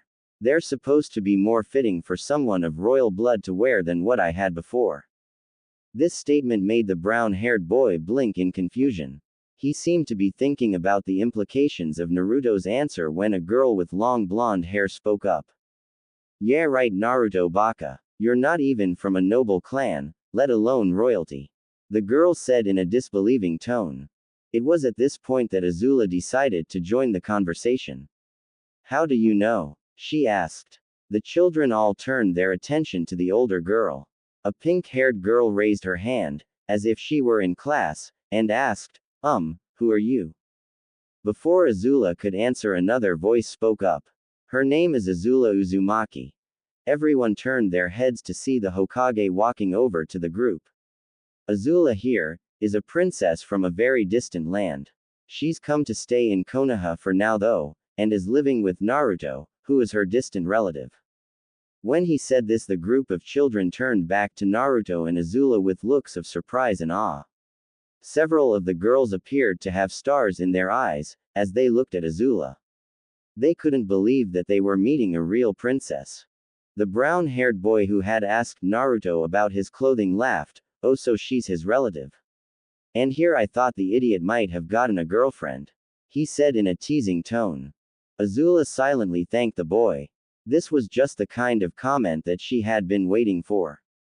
If Naruto had indeed become infatuated with her, he would likely have some reaction to this comment.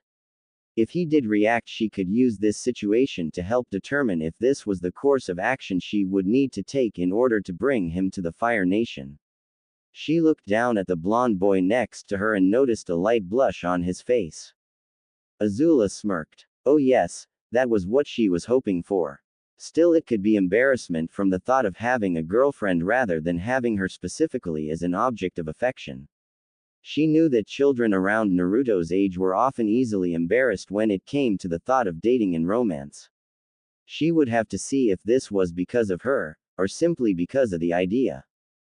Azula leaned down, and wrapped her arms around Naruto's neck, putting her face next to his. "Oh?" she questioned, looking right at the brown-haired boy. "Are you certain I'm not his girlfriend? You know, royalty often marry family to keep the line pure, and Naruto-kun here is my distant relative," she said, making use of the kun honorific she had learned in the past few weeks. She was pleased to see Naruto's face go bright red. She watched him open his mouth and try to form words, only for nothing to come out. That reaction told her all she needed to know. The blonde had developed a crush on her. With time she could, and would feed this affection in order to make him completely loyal to her. Of course she had no way of knowing how long it would be before she could go home, but if all went to plan, Naruto would willingly come with her and fight for the Fire Nation. Naruto was frantically trying to think of a way out of this embarrassing situation. It was bad enough when Kiba had joked about Azula being his girlfriend, but when the older girl put her arms around him and mentioned marriage, his brain almost shut down. Over the course of the last 3 weeks he had come to like Azula. He knew from the beginning that she was pretty, and powerful. That much was obvious by just looking at her, but it was when she had promised to never hate or fear him, like the villagers did, that he had really begun to look at her in a different light. He'd had a crush on Sakura, one of his classmates, for a while, and now he had developed one on Azula as well. He didn't make it as obvious as he had with Sakura. Knowing that Azula was rather proud, and for that matter scary. He would have felt ridiculous asking the older girl out on a date, especially since he really had no idea what to do on one. He only asked Sakura on dates because he'd heard it was a good way to bond with those you liked, and she had been nice to him when the academy first started. All this coupled with the fact that, even if it was only a joke, this was the first time a girl had shown a possibility of returning his feelings, it was just too much for the boy's brain, making him dangerously close to overloading. Fortunately, he was saved from further embarrassment when his teachers called everyone inside to begin the class. As the people filtered into the classroom, the students took their seats and their families took spots along the edge of the class to observe them. Once everyone had settled into their spots, an instructor with a scar on his face addressed the guests and the Hokage. Welcome, everyone, to this year's open house. I'm Iruka Yumino, one of the instructors here at the academy. We are honored to have you all here to see how your children are coming along and what they are learning. We are also most honored to have Hokage-sama here with us today. For the next hour and a half the teachers asked questions about the history of Konoha and the shinobi world, calling on different students to answer each question. Through this Azula learned that the village had only been around for a little over a century. She was also completely surprised to learn that ninjutsu could be used to fight using all 4 elements, as well as other elements for a select few individuals, like the famed Shodaime Hokage, who controlled the wood element, Mokuden it was called. Azula, for the first time in her life, felt a little small. She was living in a strange new world, filled with people who had power akin to that of the Avatar. This realization made Azula come to 2 conclusions. The first was that if there was ever any doubt about whether manipulating Naruto into coming to the Fire Nation was a good idea or not, it was now gone. She not only wanted him to come, she needed him to come with her.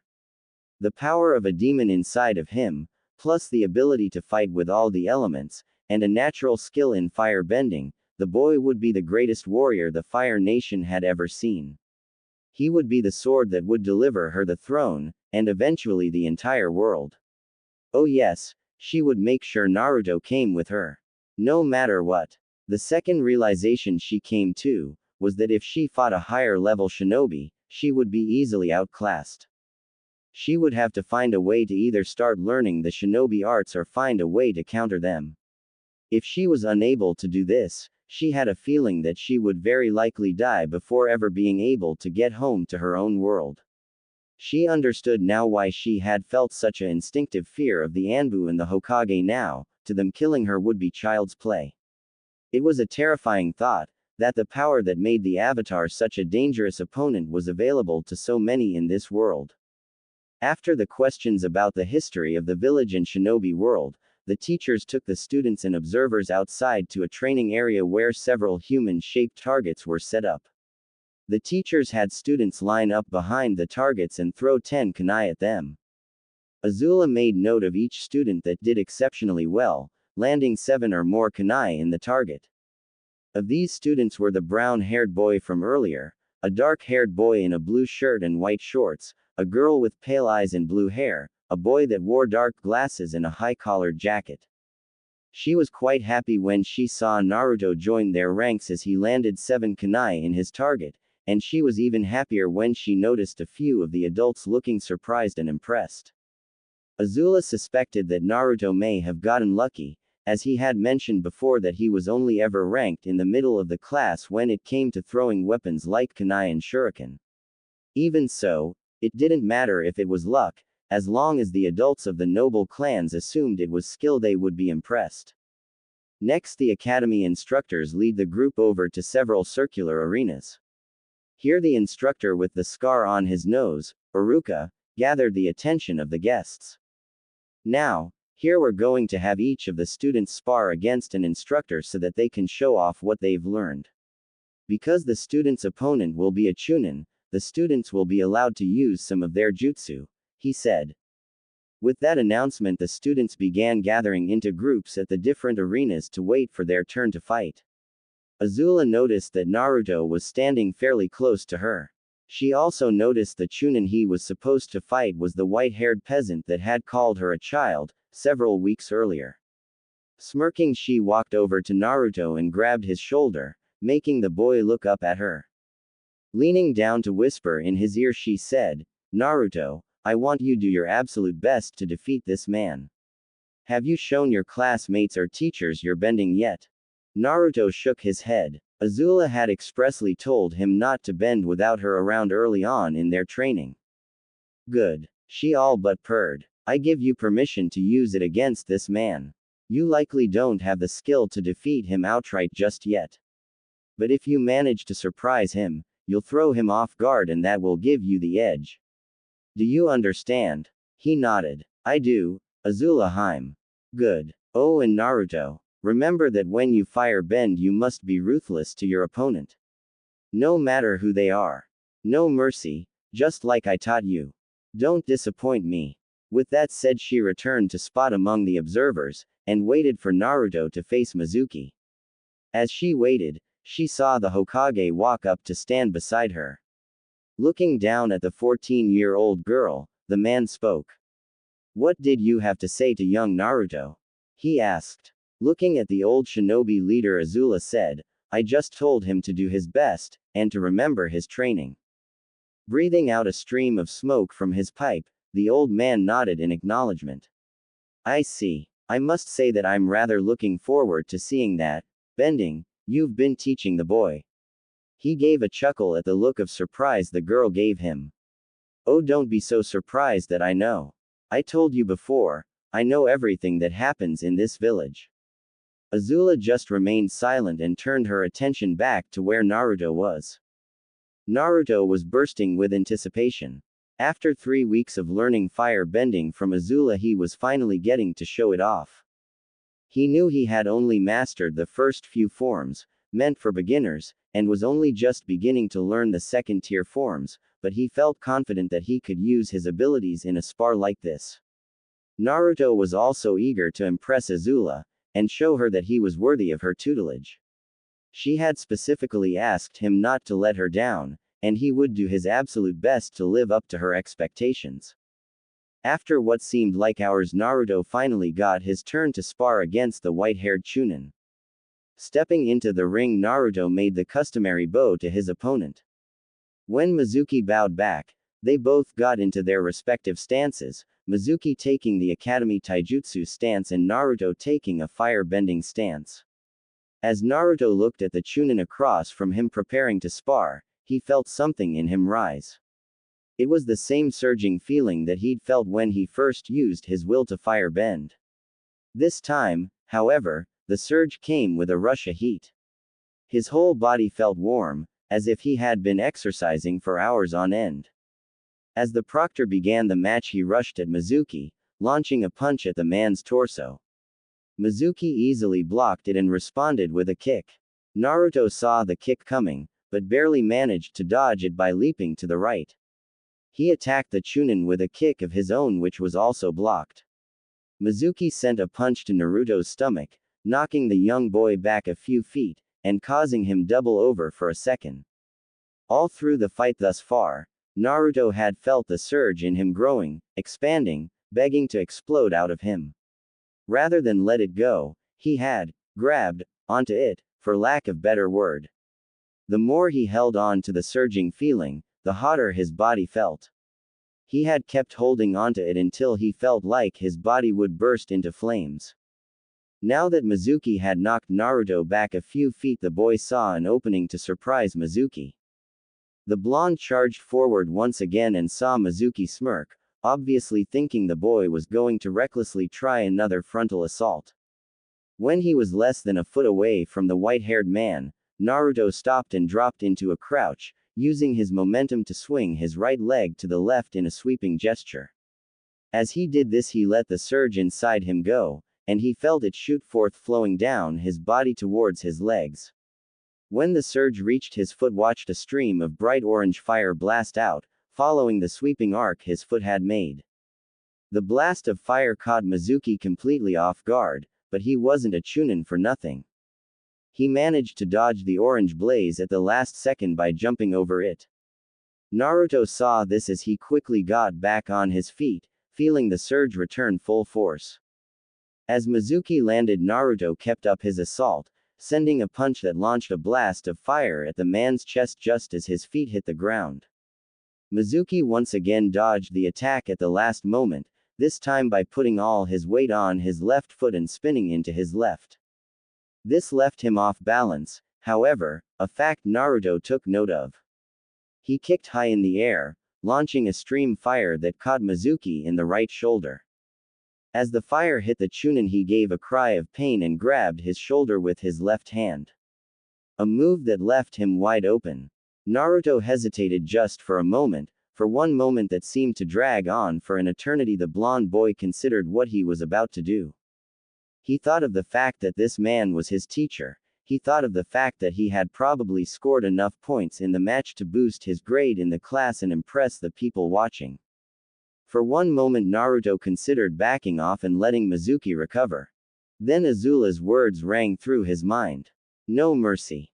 Don't disappoint me. Remembering those words, spoken to him by the girl who had come into his life so recently and suddenly.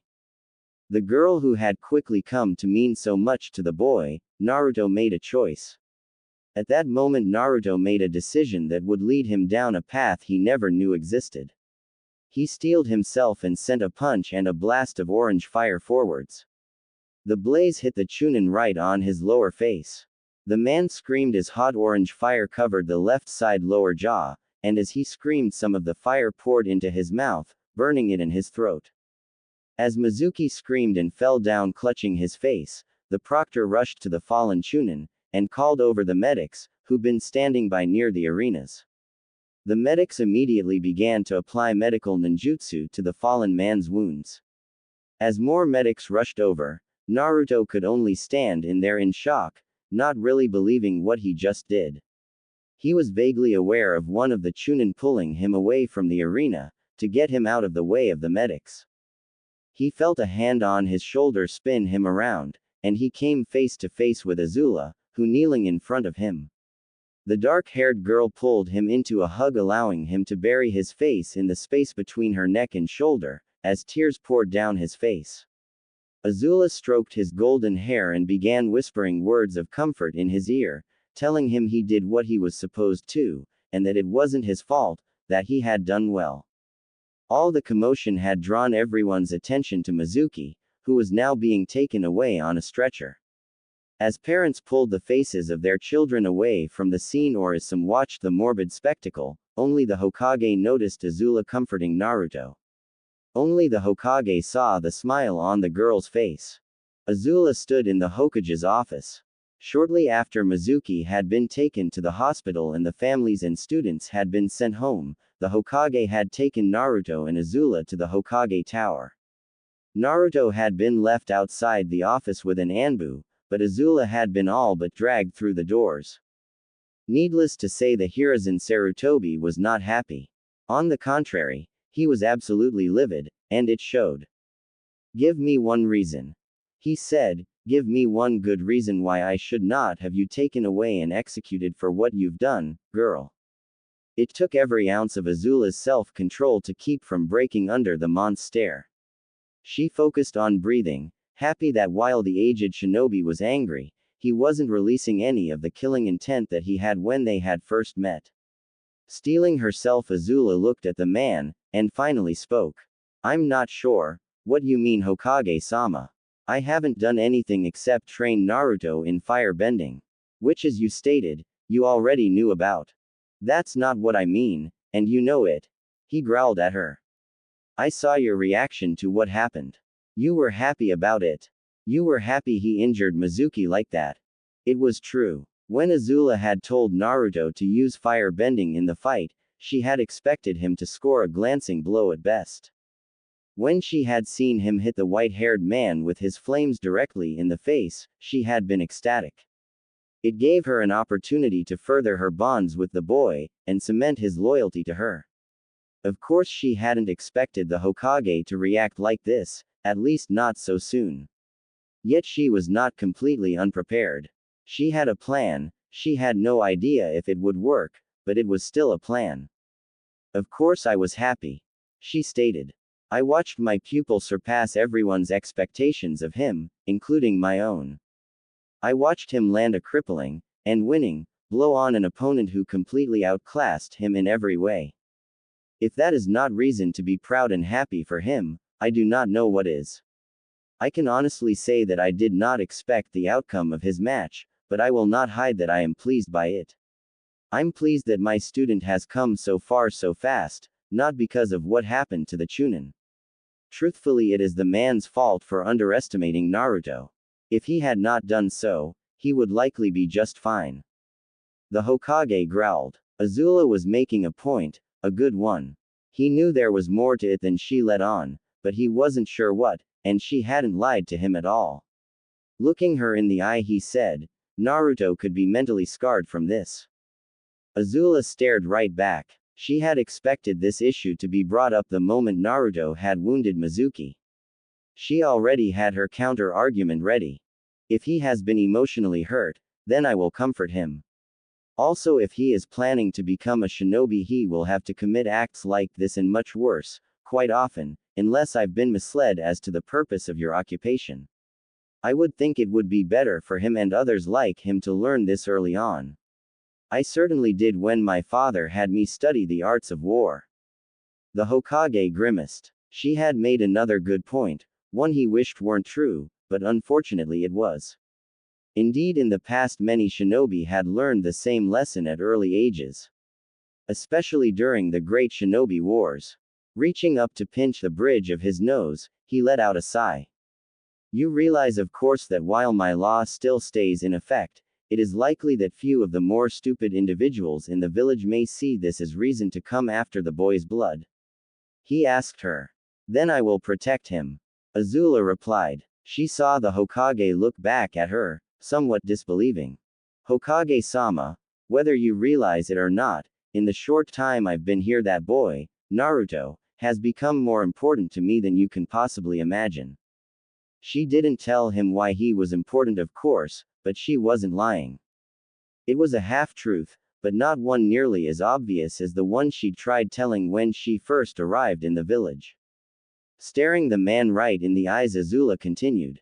Believe me when I say that I will never willingly let harm come to that boy, nor will I ever intentionally make his life more difficult. I will protect him all I can. Furthermore, I know that right now I can give him the comfort he needs. Were you to execute me, or separate me from him, I suspect he would irreversibly damaged. Sarutobi was angry. He was angry at this girl for teaching Naruto techniques that had caused this incident, although he knew that many clan children had far more dangerous techniques in their arsenal. He was angry at her for making 3 well thought out and valid points. He was angry at her because, even though it wasn't truly her fault, Naruto had taken his first step into the shinobi world. A step he suspected the boy hadn't been ready to take. He was angry at her because she was right. He couldn't punish the girl because she had done nothing wrong, nor could he punish Naruto, for he had obviously not truly expected to be able to harm the Chunin instructor, and had learned a harsh lesson. He would have to speak to the boy at another time, and make it very, very clear that such attacks were never to be performed against a fellow Konoha shinobi or ally, and that if he did so again he would be severely punished. However, the best thing that could be done now was to try to help the cope with the situation. Take Naruto home, he said to Azula. Take him home, and let him rest and be there for him as much as you can. I will need to speak to him about this incident at some point, but for now let him rest. Azula smiled inwardly, knowing that her gamble had paid off, and he had won this particular battle. She bowed to Hokage and left the office. Once she exited, she took Naruto and exited the tower, heading to their apartment. Neither of them spoke on the way there. When they entered the apartment, she guided him to his room and sat down on the bed next to him. She cupped his chin and made him look at her. Naruto, she spoke. Know that what you did today was not your fault. I understand that this is the first time you have inflicted pain on another person like that. I know that it is hard to deal with. I know that it is frightening. I went through it too. You need to know, that as a shinobi, you will have to hurt others, and kill to do your job, to defend your land and its people. What you did today was not wrong. It was merely the first step on a journey you must take, a hard step, but a necessary one. As she said all this, she looked into Naruto's eyes and saw that he was indeed listening to her. She saw her words were having some comforting effect on the boy. Remember when I told you about the burden of power? She asked him. Receiving a nod from the boy, she continued. This is part of that burden. You had the power to harm that man, to defeat him in battle. It was your duty to do your best in the fight, and so when you saw an opportunity to win, you took it. That is power. Had your opponent had more power, he would not have lost. Had he not underestimated you, he would not have been injured. The fault lies with him, not you. Others may come to resent you for this incident, they may go to greater lengths to shun you, for now they have seen a taste of your true power. But remember, I will never shun you. I will never hate or fear you. There is one final thing I wish to tell you, Naruto. Today, your actions made me very proud. When Azula said those last words, Naruto's eyes widened. He felt a mix of emotions, happiness, guilt, sorrow, anger, and fear all bottled up into one great blob of indecipherable feeling. When he heard Azula say she was proud of him, he reacted on pure instinct, unable to truly form a coherent thought. He tackled her onto the bed, burying his face into the older girl's chest. Sobs racked his body as he held on to Fire Nation princess for dear life, wanting nothing more than to hold the girl and be held by her until this pain went away, and as Azula wrapped her arms around him, she was content to let him. They lay there together in each other's arms until sleep took them.